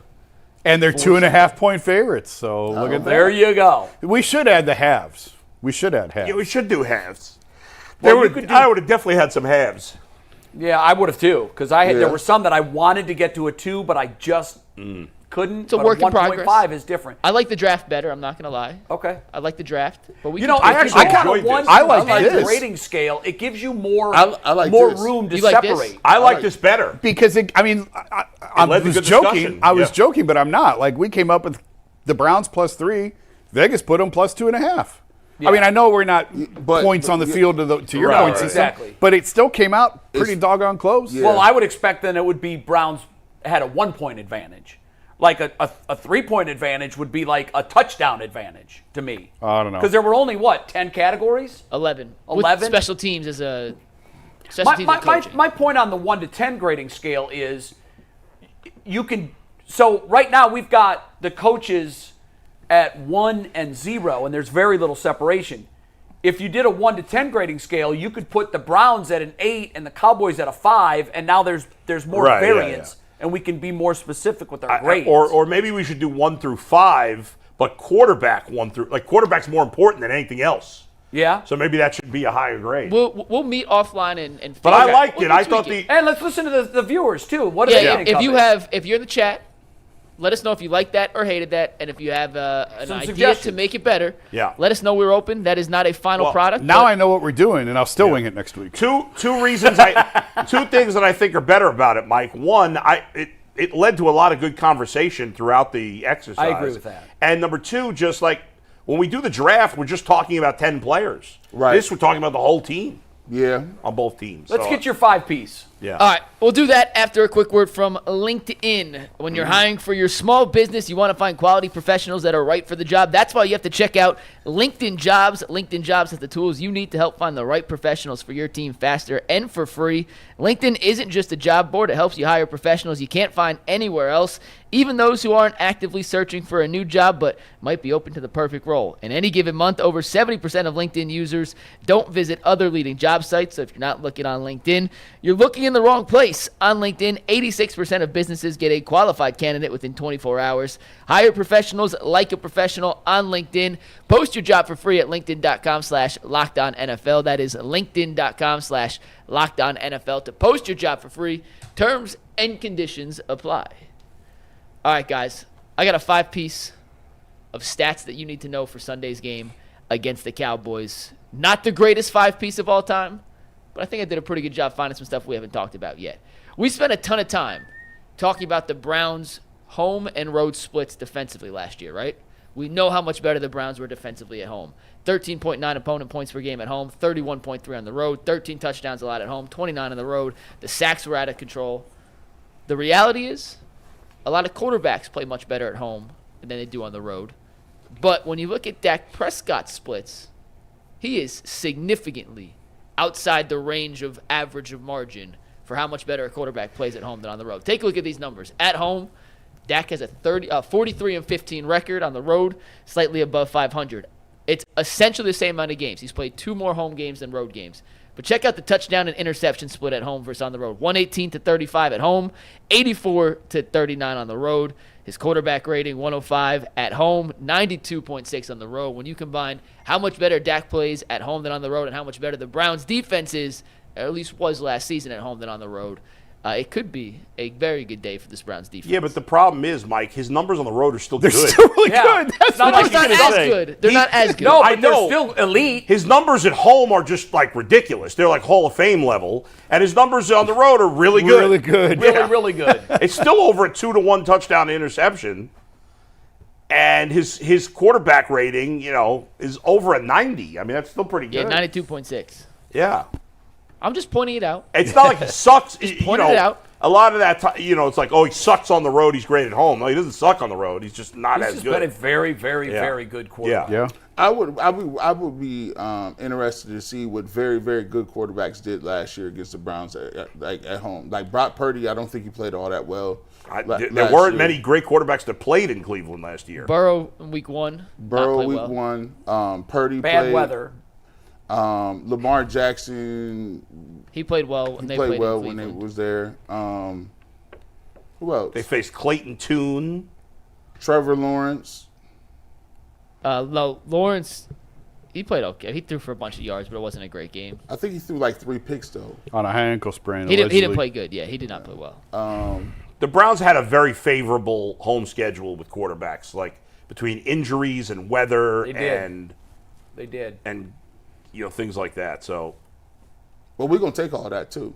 If y'all want to take it and run. If y'all want to get injured and have bad weather again, we all for the smoke. Like, feel free to not show up, dog. Like, I think one of the things is, this year, you're going to see two teams that you don't know very much about in terms of what they're gonna run off bat as far as their offense. Defense is always gonna be ahead of the offense because all they got to do is attack. My thing is, we talked a lot about the Browns, we talked a lot about the offense, but defensively, I've been steadfast in saying they play a lot of man coverage, and the Browns, specifically on the road, give up big plays. The big plays, the long runs, things like that, the Browns have had a tendency to do that. I think they need to play some more zone, not all the time, but to give a little switch up, because they were getting run around in terms of back and forth motion. Guys were open more because they were in man coverage trying to follow and trail people. I think they do need a couple wrinkles in some zone. But to me, this is a game where the Browns defense, if you are that and you are an elite group, you got to come in, and I don't care if Dak Prescott is traditionally good on the road. You got to make him work for it. Like, the Browns defense has to be the reason why they win this football game, because I'm not sure that you can count on the offense to get 35 points immediately. No. All right, we talked about the perfect storm for Myles Garrett earlier, right? Let me give you some extra numbers, a little context to it. We talked about how Myles is so good in September. He averages 1.325 sacks per game in September, the highest of any month. He's also playing an NFC East team. Myles Garrett's 4-0 against the NFC East. He averages 1.5 sacks per game against NFC East opponents. It's only 4, but still, it's the highest per sack game of Myles' career against any division. It's also in September and week 1, where he has 30 sacks over the first 4 weeks of the season, and at home, where he has 46 sacks over 42.5 on the road. I'd be very scared if I was Dak Prescott. I think the NFC East thing, it's kind of an anomaly. It's a small sample size. Right. And he's not playing against the NFC East tomorrow. They're an NFC East team, but a lot of those teams that he's done that against, the personnel has come and gone. I do like the September numbers, though, Mike. I mean, this dude goes to eat in September. And what he does is he gets such a head start on everybody that he's got a nice little lead going into October, November, and December. But I like how he plays in September. So I think that bodes well for him. Yeah, none of those stats are surprising. I mean, again, I don't, who did they beat to get to that 4-0? They beat the Giants, they beat the Eagles, they beat the Cowboys, and they beat Washington. They beat them all once? Oh, I don't know. I just thought you were asking who the NFC East teams were. Yeah. We know the NFC I'm just saying, if it was like the Giants and Washington twice, well, those teams have been bad. Well, they played Washington. Right. They played the Giants. They played the Giants. So at least 2 of them are, and it was just funny to see a record. Myles Garrett's record against, Yeah, the NFC East. Yeah, I don't know. Hey, listen, I'm trying to pull stats that we haven't talked about 3,000 times. Yeah, it's good. Times. It's good. I mean, we know how dominant he is in September. So it's not surprising. Do you know where that ranks, his stats or his sacks per game in September compared to anybody other players? If you give me one, who do you want to hear? I'm just I wonder if that's one of the best of all time to be averaging over a sack. What was that? 1 1/3 sacks per game for an entire month. 1.325 sacks per game in September. That's crazy. You want to hear TJ? That puts you on pace for over 20. You want to hear TJ Watts? Yeah, sure. It's not as good as Myles. I got to do the math. He has 21 sacks in 19 games in September. So it's good. A little over really 1. Good, but it's like who else? Give me someone else. Micah Parsons. When this loads, he averages for his career in 9 games in September. He has 9.5 sacks, so 1 per game. About 1 a game. Just over 1. Try Aaron Donald for fun. Yeah.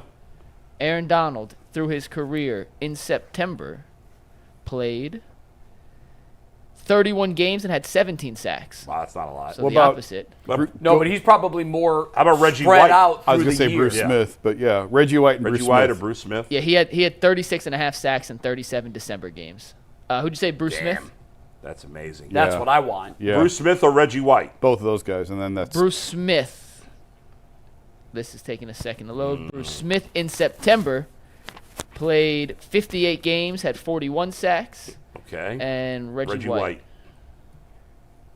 Reggie White had.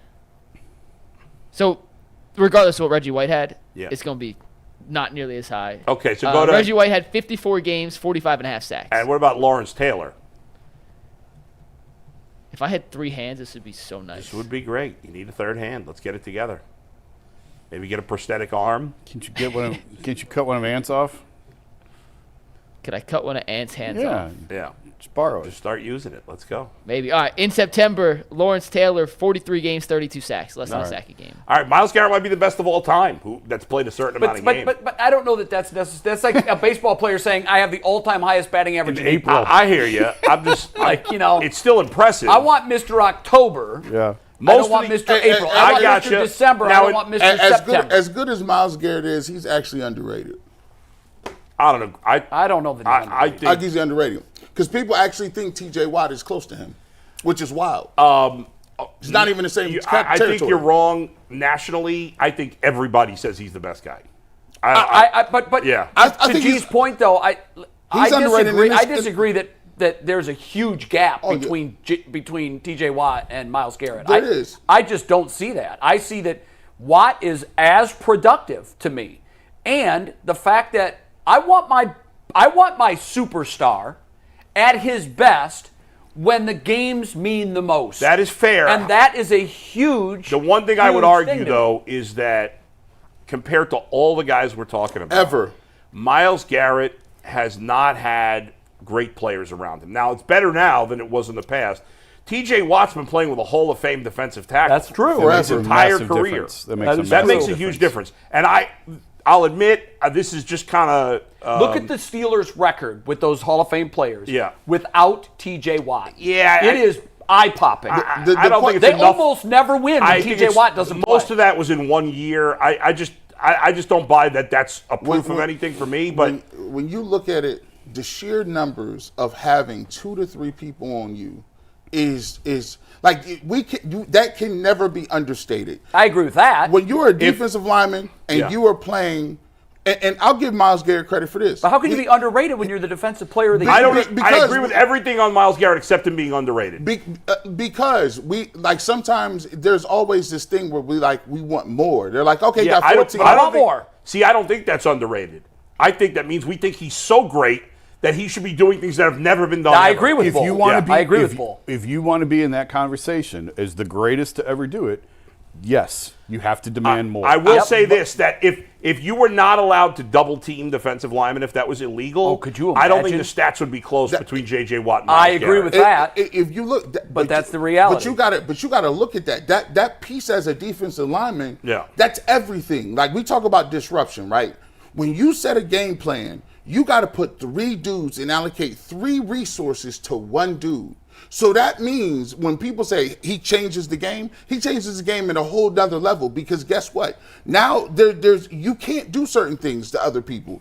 And if Myles Garrett, we've been looking for another guy to step up and do it because every single other player that plays for the Cleveland Browns will never get double teamed. You know what that means? That is correct. They'll never see one.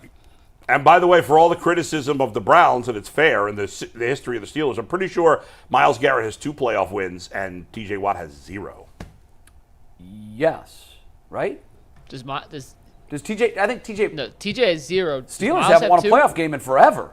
Myles has won. Myles has won. Yeah. Sorry. But here's what I think Jay's saying. G, he's seeing those triple teams in September too. Yeah. So why are the numbers he's not worn down by them in September? He made a point yesterday, and it's a good point, and I'll repeat it. Perhaps the reason his production has consistently slid is because you're exhausted by December from fighting through all of those triple. That's right. Then and they were overplaying those guys earlier on. Then I know it's Myles. You want him on the field for every snap, but then monitor the snaps if you have to. because you need the production in December. Right. Yeah, that's a fair point. I think they should cut down his snap percentage. It would make him even better. He's had some injuries, which have affected him late in some seasons. Right. A lot of it is being worn down by the season. I think he's the greatest defensive player in the game. Period. I do too. But I also like I've run the numbers. He is on pace. He could be the greatest sack leader in the history of the game. And part of that's because they throw it more than they did when Bruce Smith and Reggie White played in that. But if you want that standard, you're going to be held to a different standard. Yes. Nobody's saying T.J. Watt could be the greatest defensive end and the greatest sack leader ever. But when you add the list of names in there that belong in his category, I think T.J. Watt is fairly that elite level of player. Yeah, and it's very difficult and almost never happens where, and we could be looking at it right now, where one player, and we talked about this earlier this season, is so good that he belongs in a category all his own. And I think that Patrick Mahomes is there. 100%. And then your second-tier quarterbacks are 2 through 6. I mean, look at LeBron and KD. Exactly. KD is elite. Exactly. LeBron is the greatest ever. And there's a huge gap between the two. And I say as great as LeBron is underrated. Like, people when he'll tell you that. He'd love to hear that. When it's all said and done, like, and this is just no disrespect. Like, the Jordan conversation it goes back to this boiled down, but he's not the same type of athlete. LeBron is the best athlete with the best IQ. Yeah. Like, and I think the best all-around player. In the best overall game. But he has said more than once, I spoil you all. That's why I spoil you all. And you can say that about Miles. And when he's gone, you're going to be like, dang, he was real good. You have to go back and look at it. It's funny. I think his cockiness turns some people off. But Michael, you think Michael wasn't cocky? But I was just about to say, Michael was just as cocky, but there wasn't as much coverage. Michael's 60, and he's still cocky. Yeah. And Michael has the like the cultural phenomenon, like, to this day, like, it just is what it is. Like, if I'm going to buy a pair of shoes and they rare, I'm not going in there to look for no KDs or Kyries or LeBrons. I got a couple pair. Yeah. But you ain't recognized in no sneaker community until you got the Jordans, and they got to be a certain type, right? Like, he still has shoes, but the 12 or 13 is what it is. The cultural phenomenon of Michael Jordan can never be eclipsed. I agree with that. I think his impact on the sport was the same as Tiger's impact on golf, but because basketball in our culture is more important, he is number one in a class all of his own, especially when it comes to, like you said, the cultural phenomenon that was Michael Jordan. He's still selling shoes. Yeah, that's right. Still hasn't dribbled a basketball in 25 years. But bringing it back to Myles Garrett, and why were we talking about Myles? Oh, because of the stats that he gave. Yeah, he's still. It's not unfair to say he needs to be better. Yeah, there's some things he can improve on. Because I think, like I've always said this, like, hey, it's just as disruptive as you are in the pass game. You could be there. You could do that in the run game. That's right. I think Bull's point was nationally he's rated properly. If you were to ask the country, is Myles Garrett underrated? They would mostly, I would think, say no. Yeah. He's one of the best players in the league, and he is rated as one of the best. He was voted second overall by the Pete Prisco list, and he was top 5 by the NFL players. So I don't know how you could be underrated if all of that is true. I don't think anybody outside of Pittsburgh thinks T.J. Watt's better than Myles Garrett. I think if they're being honest, what I mean by underrated is, like, if you just, like, to be that, like, just playing the position of defensive end, right, and just looking at another person and being like, man, this dude is like almost 300 pounds. Like, this dude is faster than everybody. He bends in a way no one bends. He's strong. He's quick. He has all of these different traits and like, he's just as quick as Lawrence Taylor, but he's big like Reggie White, and he's strong like Bruce Smith's crazy. I think I know why. He hasn't done it in the playoffs.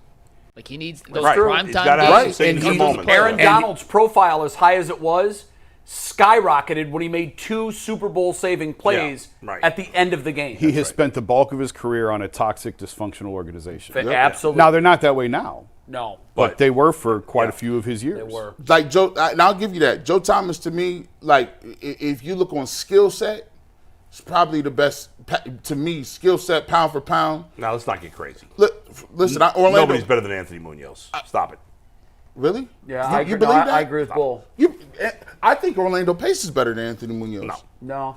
Listen, to me, Anthony Munoz is the gold standard. By the way, there's really no way to prove it. It's just it's not. It's all I know is I saw Anthony Munoz in 3 weeks in a row hold Reggie White, Bruce Smith, and Lawrence Taylor to 0 sacks. And that's all I needed to know. You can. There's lots of great talent, but what I'm saying is, no, I get it. Anthony Munoz benefited from being in the Super Bowl, right? That's true. And although the Bengals are not a high-profile team, but he went to the Super Bowl twice. People know Joe Thomas was good. He took them to the Super Bowl. But he never got that spotlight on him that the playoffs bring. Like, you know what I'm saying? You kind of need that a little bit. And I think that's the only difference between Joe Bitonio being in that conversation of, like, hey, he could possibly be a Hall of Famer because he hasn't had success in the playoffs. But especially a defensive lineman, because an offensive lineman, for the most, I mean, you're not making any splash plays. Right. Whereas a defensive lineman, if he... Yeah, to get there, you have to be Joe Thomas to make it to the Hall of Fame without ever playing in a playoff game. You have to be, to the eye test, the best in the game for a decade. That's it. And Joe was. You know, Myles Garrett's going to be a Hall of Famer, but he hasn't had that moment, that special moment in the big spot. It's coming this year. Yeah, hopefully. I hope so, because Patrick Mahomes looks like he doesn't. I don't like this dude, man. Yeah. This dude is just like, very disheartening. To me, it feels like being a great team in the Jordan era. In the Jordan era, yes. Being a great team in the East in the Jordan era. Because you might be like Baltimore. No, the West, you mean? Baltimore. No. Oh, no. You're saying East. I'm saying the NBA's version of the East. What I'm saying is Baltimore, especially this morning, has to be saying, we're likely the second best team in the NFL. I mean, San Francisco lost to them in overtime, so they're right there with them. Yeah. But being the bridesmaid in a conference is awful because you never get that chance to play for the championship. But unlike basketball, it only takes one win. Yeah, it does. You have to beat them 4 times. Here's how you know you good. My wife is from the Philippines. She never watched football a day in her life until she got here. She's a huge NFL fan. And when the game was over, this is her watching football all of 2 years. We've been dedicating our whole life. She says, babe, I don't know. Browns, they fooled me. I don't know. I feel bad about them. I said, well, what you talking about? They ain't played yet. Yeah. She said, that Patrick Mahomes is just, he did something different. She's smart. He is something different. She's a great observer. I was like, yeah. You got to get past that to get to the biggest game in the sport. He just finds these plays. He's under 30.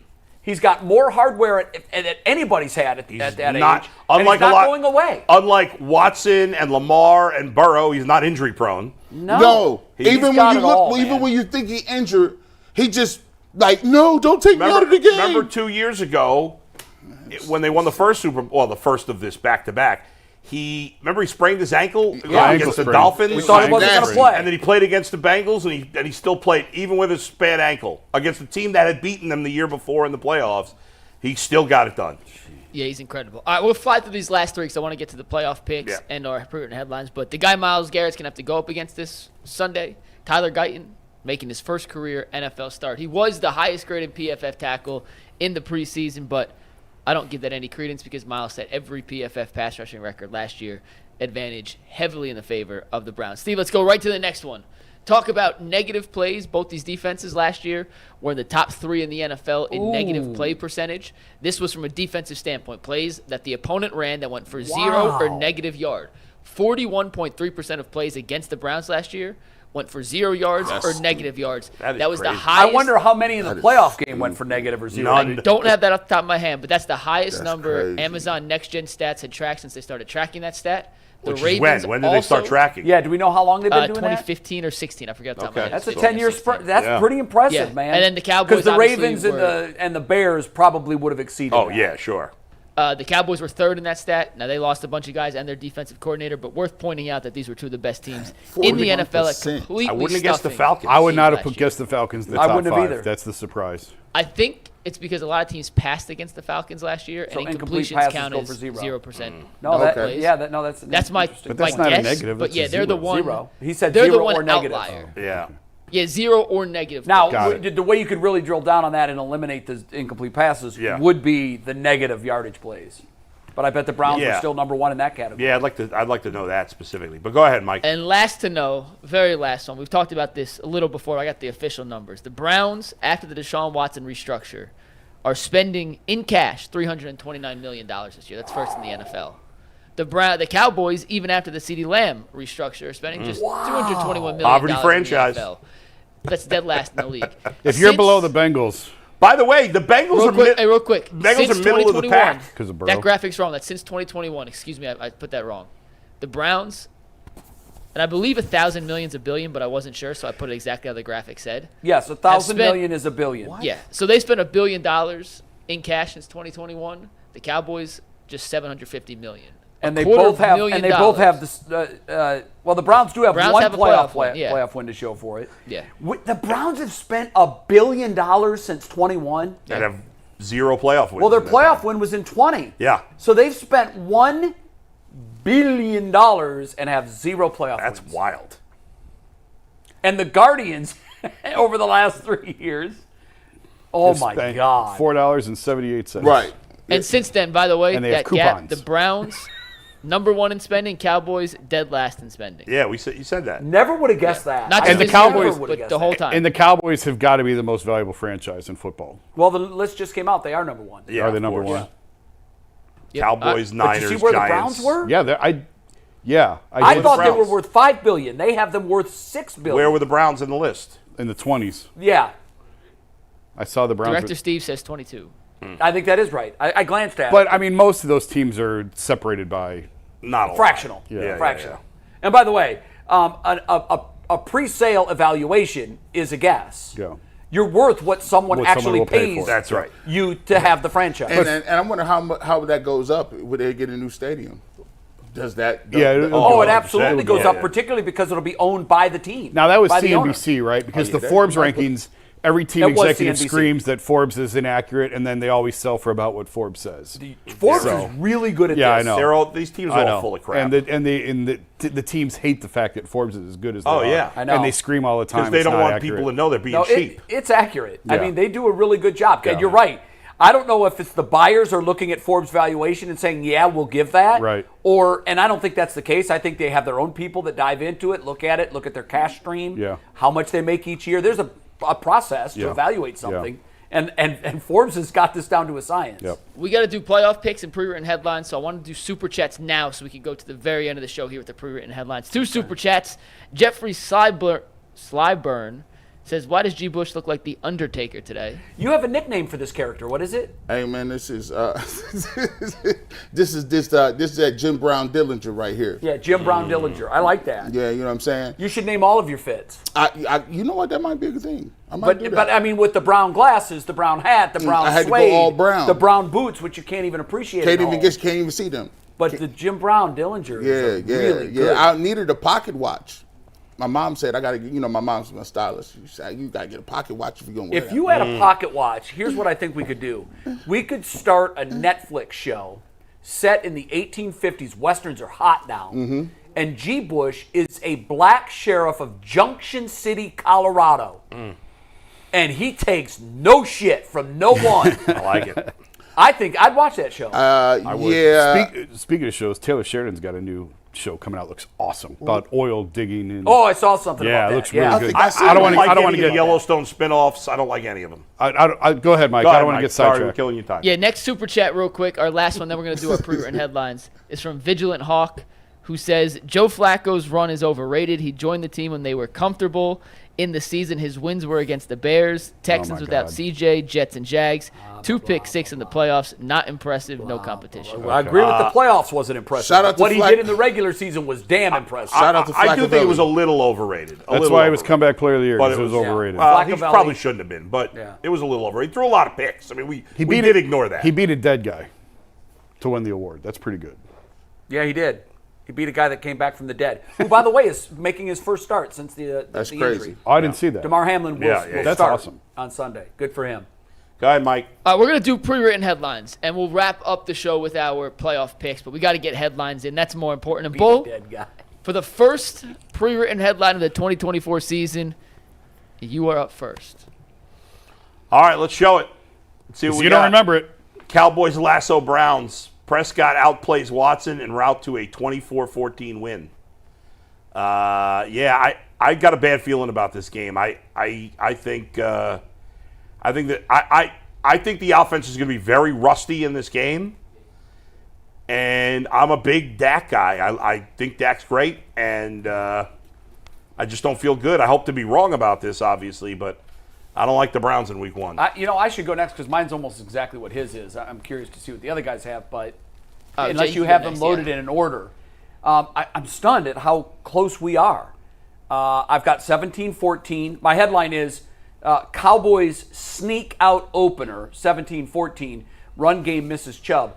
The reason I go with 17-14, which I thought I had in my headline that I sent to you guys, did. We tried to finagle a little bit. The reason I think the Cowboys are going to score on a quarterback sneak that will be the game-winning touchdown.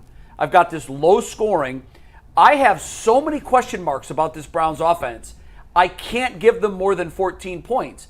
The run game is a huge question mark. Chubb not being there is going to – Dallas, I think, is going to pin its ears back and come after Deshaun Watson. I like the where is Earl on there. I didn't see it. I haven't seen Earl in like a month. I don't know. He's back Monday. Okay. I talked to him this morning. So I wonder if – I know you're picking the Browns, at least I would think. Jason, I wonder where you are on this. G's going next. G's going to be next. G's next. Jason's the wild card. He is the wild card. Listen, I got he's back. Watson delivers first dividend on that $234 million investment. I got the Browns winning this football game. What's your score? I got it'll be closer than I thought in the beginning. Didi says it's not going to be that close. I think it's going to be. It's going to be. Didi's picking the Browns to win in a blowout. She said it ain't going to be close. Damn. I got the Browns winning this game 24-16. Okay. And yeah, I got that. So is this a split? I like the financial because I went to financial as well. Oh, you did? But I went bankrupt. Browns fall to Cowboys in first game under new stadium name. I had it somewhere. I think I had around 20-10, something like that. I think Cowboys win by +1 score. I'm kind of with exactly what Bull said. I don't have a great feeling about it. I think the offense is going to be clunky. They haven't had a lot of time together. We've already talked about Deshaun doesn't play great first game out. Doesn't mean the season's over if they lose week 1. No, the sky's not falling. I think they'll bounce back the next few weeks. I do too. I think they win in Jacksonville in week 2. I'll pick them to win. And hopefully we'll all be pleasant, besides G, who was expecting the win. Hopefully the rest of us will be pleasantly surprised. Because if they do beat Dallas, I think it's a pretty impressive win. Absolutely. I think it's a very impressive win. Even though it's at home and you're the favorite, I think it would be an impressive win. I think we're all going to come in here Monday, and I've got a charity deal. I can't be here. But I think Monday the talk of the show is going to be, wish we would have seen them in the preseason. Wish we would have seen them. But again, last night the Ravens didn't play in the preseason, and they come out cooking. Now this is a lost, different offense. And Mahomes did play in the preseason, and he looked like he did in February. And two huge differences. Lamar Jackson won the MVP last year. I know. Sure. And they didn't change the offense. And by the way, I agree. I think Deshaun should have played in the preseason. I said that earlier. That was my big disappointment of the entire offseason. Was that we still haven't seen Deshaun Watson since he ran off the field. I don't know that necessarily there's one right way to do it, handling the preseason, and one wrong way. But I do agree because of everything that we know. I think he should have played in the preseason. Go ahead, Mike. What's yours? Your headline? So G had the Browns. You three picked the Cowboys. I think it's gonna be close. I see it going back and forth. I was leaning Cowboys, leaning Browns, leaning Cowboys, leaning Browns, leaning Cowboys. Cowboys. I'm surprised. And this is what I came out with. It was worth the wait. Watson returns with the Superman cape. Caps off the game-winning drive with a short touchdown run. Wow. They filmed Superman in Cleveland earlier this year. They left the cape back for Deshaun to take on. When he returns to the field, I think it's a 23-20 game. Browns win. Watson rushes in for the last-second tutty. Well, there you have it. The UCSS Times giving you 5 different outcomes before the game is even played. One of us, more than one of us, one of us will be right. Yeah. At least one of us. One of us will be more right than the rest. You're right. And the others will be wrong. Let's get some playoff picks for the rest of the AFC, though. Let's start with the Browns in general. Jay, when you made your playoff predictions, were the Browns one of your 7 teams? I have them as a wild card team, yes. Did you make a still?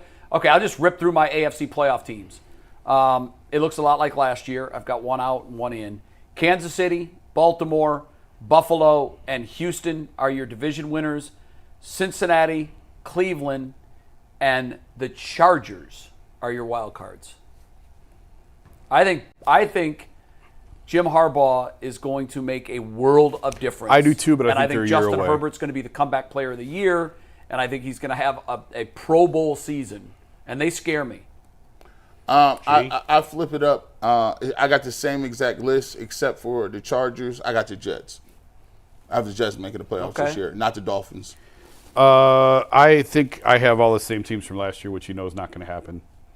But no, usually one or two are out. Chiefs, Bengals, Texans, Bills, and Ravens, Browns, Dolphins as wild cards. So you ran it back. I had Jags in there, and then I couldn't leave the Dolphins out. I'm not as high on the Dolphins this year, but I still think I had a hard time leaving the Jets and the Dolphins out. The two, by the way, that I would have taken out would be the Chargers and the Browns. Yeah. Oh, the Browns are... They were borderline. I mean, I've pissed off enough people this summer. I figured I better at least include the Browns without burning my house down. I'll let you borrow the brown hat. All right, well, I guess I'll be the one to piss off the fans. I have the Browns not making the playoffs. Okay, that's finishing 9-8. I got the Bengals 9-8. 9-8. I think 10-7, 9-8. I got them 10-7. 9-8. I got the that schedule. There's a stretch in that schedule where it is brutal. Lord, I've got the Bengals and I got the Ravens winning the division. Bengals wild card in the North. I've got the Bills not making the playoffs. Oh, really? I got the Dolphins winning the division. The Jets being a wild card. Woo! You've been shitting on Aaron Rodgers all summer. Now you got the Jets in the playoffs. I think he'll be okay. I just don't think he'll be great. But I think with their defense and their skill defense positions, is so good. Yeah. In the West, I've got only the Chiefs making the playoffs. In the South, I have the Texans and the Jags grabbing one of the wild cards. Solly's getting fired if the Jets don't make the playoffs. He's out. Oh, yeah. 100%. I agree with that. Yeah, I agree with that. In the NFC, yeah. What say you? I'll rip through my list. I got Philly, Detroit, Dallas, San Francisco, Green Bay, the Rams. I took the Bucs out. I threw the Falcons in. G, do you agree? No, I ran it all the way back. I think the Buccaneers actually win the division again. Wow, no kidding. Listen, they could. You got the rest the same? Yep. I just wanted to change something about it. I didn't want to, because usually something does change. And I think the Rams are still good. I think Green Bay is great. San Francisco, Dallas, Detroit, Philadelphia. Maybe I thought about taking Philadelphia out. I did too. I think Sirianni's getting fired. I think he is too. It was a dumpster fire. Last night when they were talking about the Eagles, I think someone said it was a collapse. And Chris Collinsworth, it was his son in the pregame show, or somebody said it wasn't a collapse. It was a disaster. Yeah. I mean, it was unbelievable. My dark horse though is the Chicago Bears. I can't do that. I thought about it. I can't. I need to see something from this kid before I buy into it. And I was mad all off season because they put him on the list higher than everybody we got on the Browns. But I got Niners, Lions, Cowboys, Falcons, and then Packers, Rams, and I did include the Eagles, even though I feel least confident. Oh, we have the exact same 7. Yeah. Yeah, I got the Eagles winning the division. Despite how it ended last year, I think Jalen Hurts is going to have an MVP caliber season. I think he was hurt last year, and that's why he didn't play as well. I've got the Cowboys and, how about this, the Washington Commanders making the playoffs. Wow. There's your shocking rookie quarterback. Ooh. In the North, I have the Lions winning the division and the Packers making the playoffs.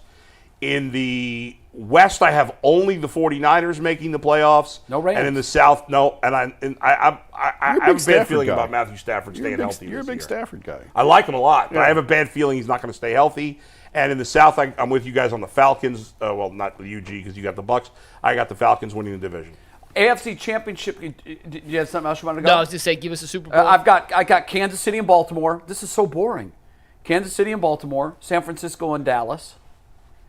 I've got, which is the Dallas is different. They didn't make the championship game last year. And I've got San Francisco beating Kansas City to keep the 3-year dynasty coming through. NFC, I got San Francisco and the Packers. I got the Packers winning that game.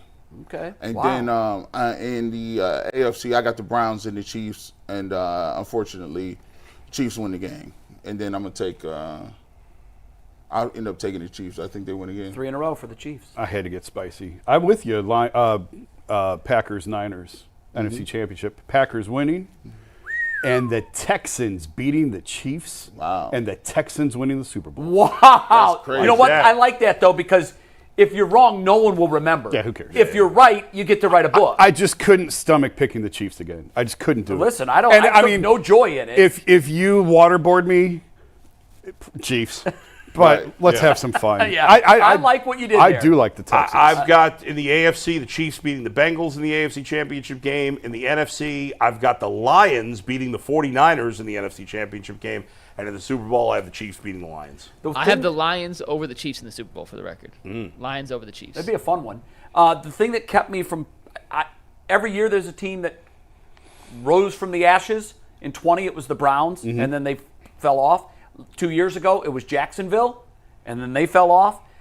I'm not sure that Houston can duplicate what they did last year. There's a full year of tape now. I know they're going to have guys health-wise that they didn't have, but if I'm looking for one team that everybody is saying is going through the roof, I don't know if the Texans can do it again. The difference to me is, and obviously he's got to prove it another year, but C.J. Stroud to me is way better than Trevor Lawrence and Baker Mayfield. And if Stephon Diggs has anything left, that's a huge upgrade. And their wide receiving talent is absurd. It's off the charts. Yeah, it's off the charts. Yeah, and they'll be healthy. If the idea is that they stay healthy. Yeah, my goodness. And I still hate you, Houston, the city of Houston. Yeah, so it pains me to pick. By the way, I talked to a guy who's in Houston media who actually used this term. He said the state of Texas has been the beneficiary of two of the greatest trades in NFL history. You, my friend, Walker trade, are the Minnesota in that equation. And he said, and it's not just my opinion. That's people. Who did they get? Because Stroud had nothing to do with that trade. Tank Dell's the best guy they actually No, drafted. it's not. It's not even just who they exactly took with that pick. Yeah. We'll see on it's Monday. that they had that equity to use. And as the Cowboys parlayed it into Super Bowls, he thinks Houston will too. They may.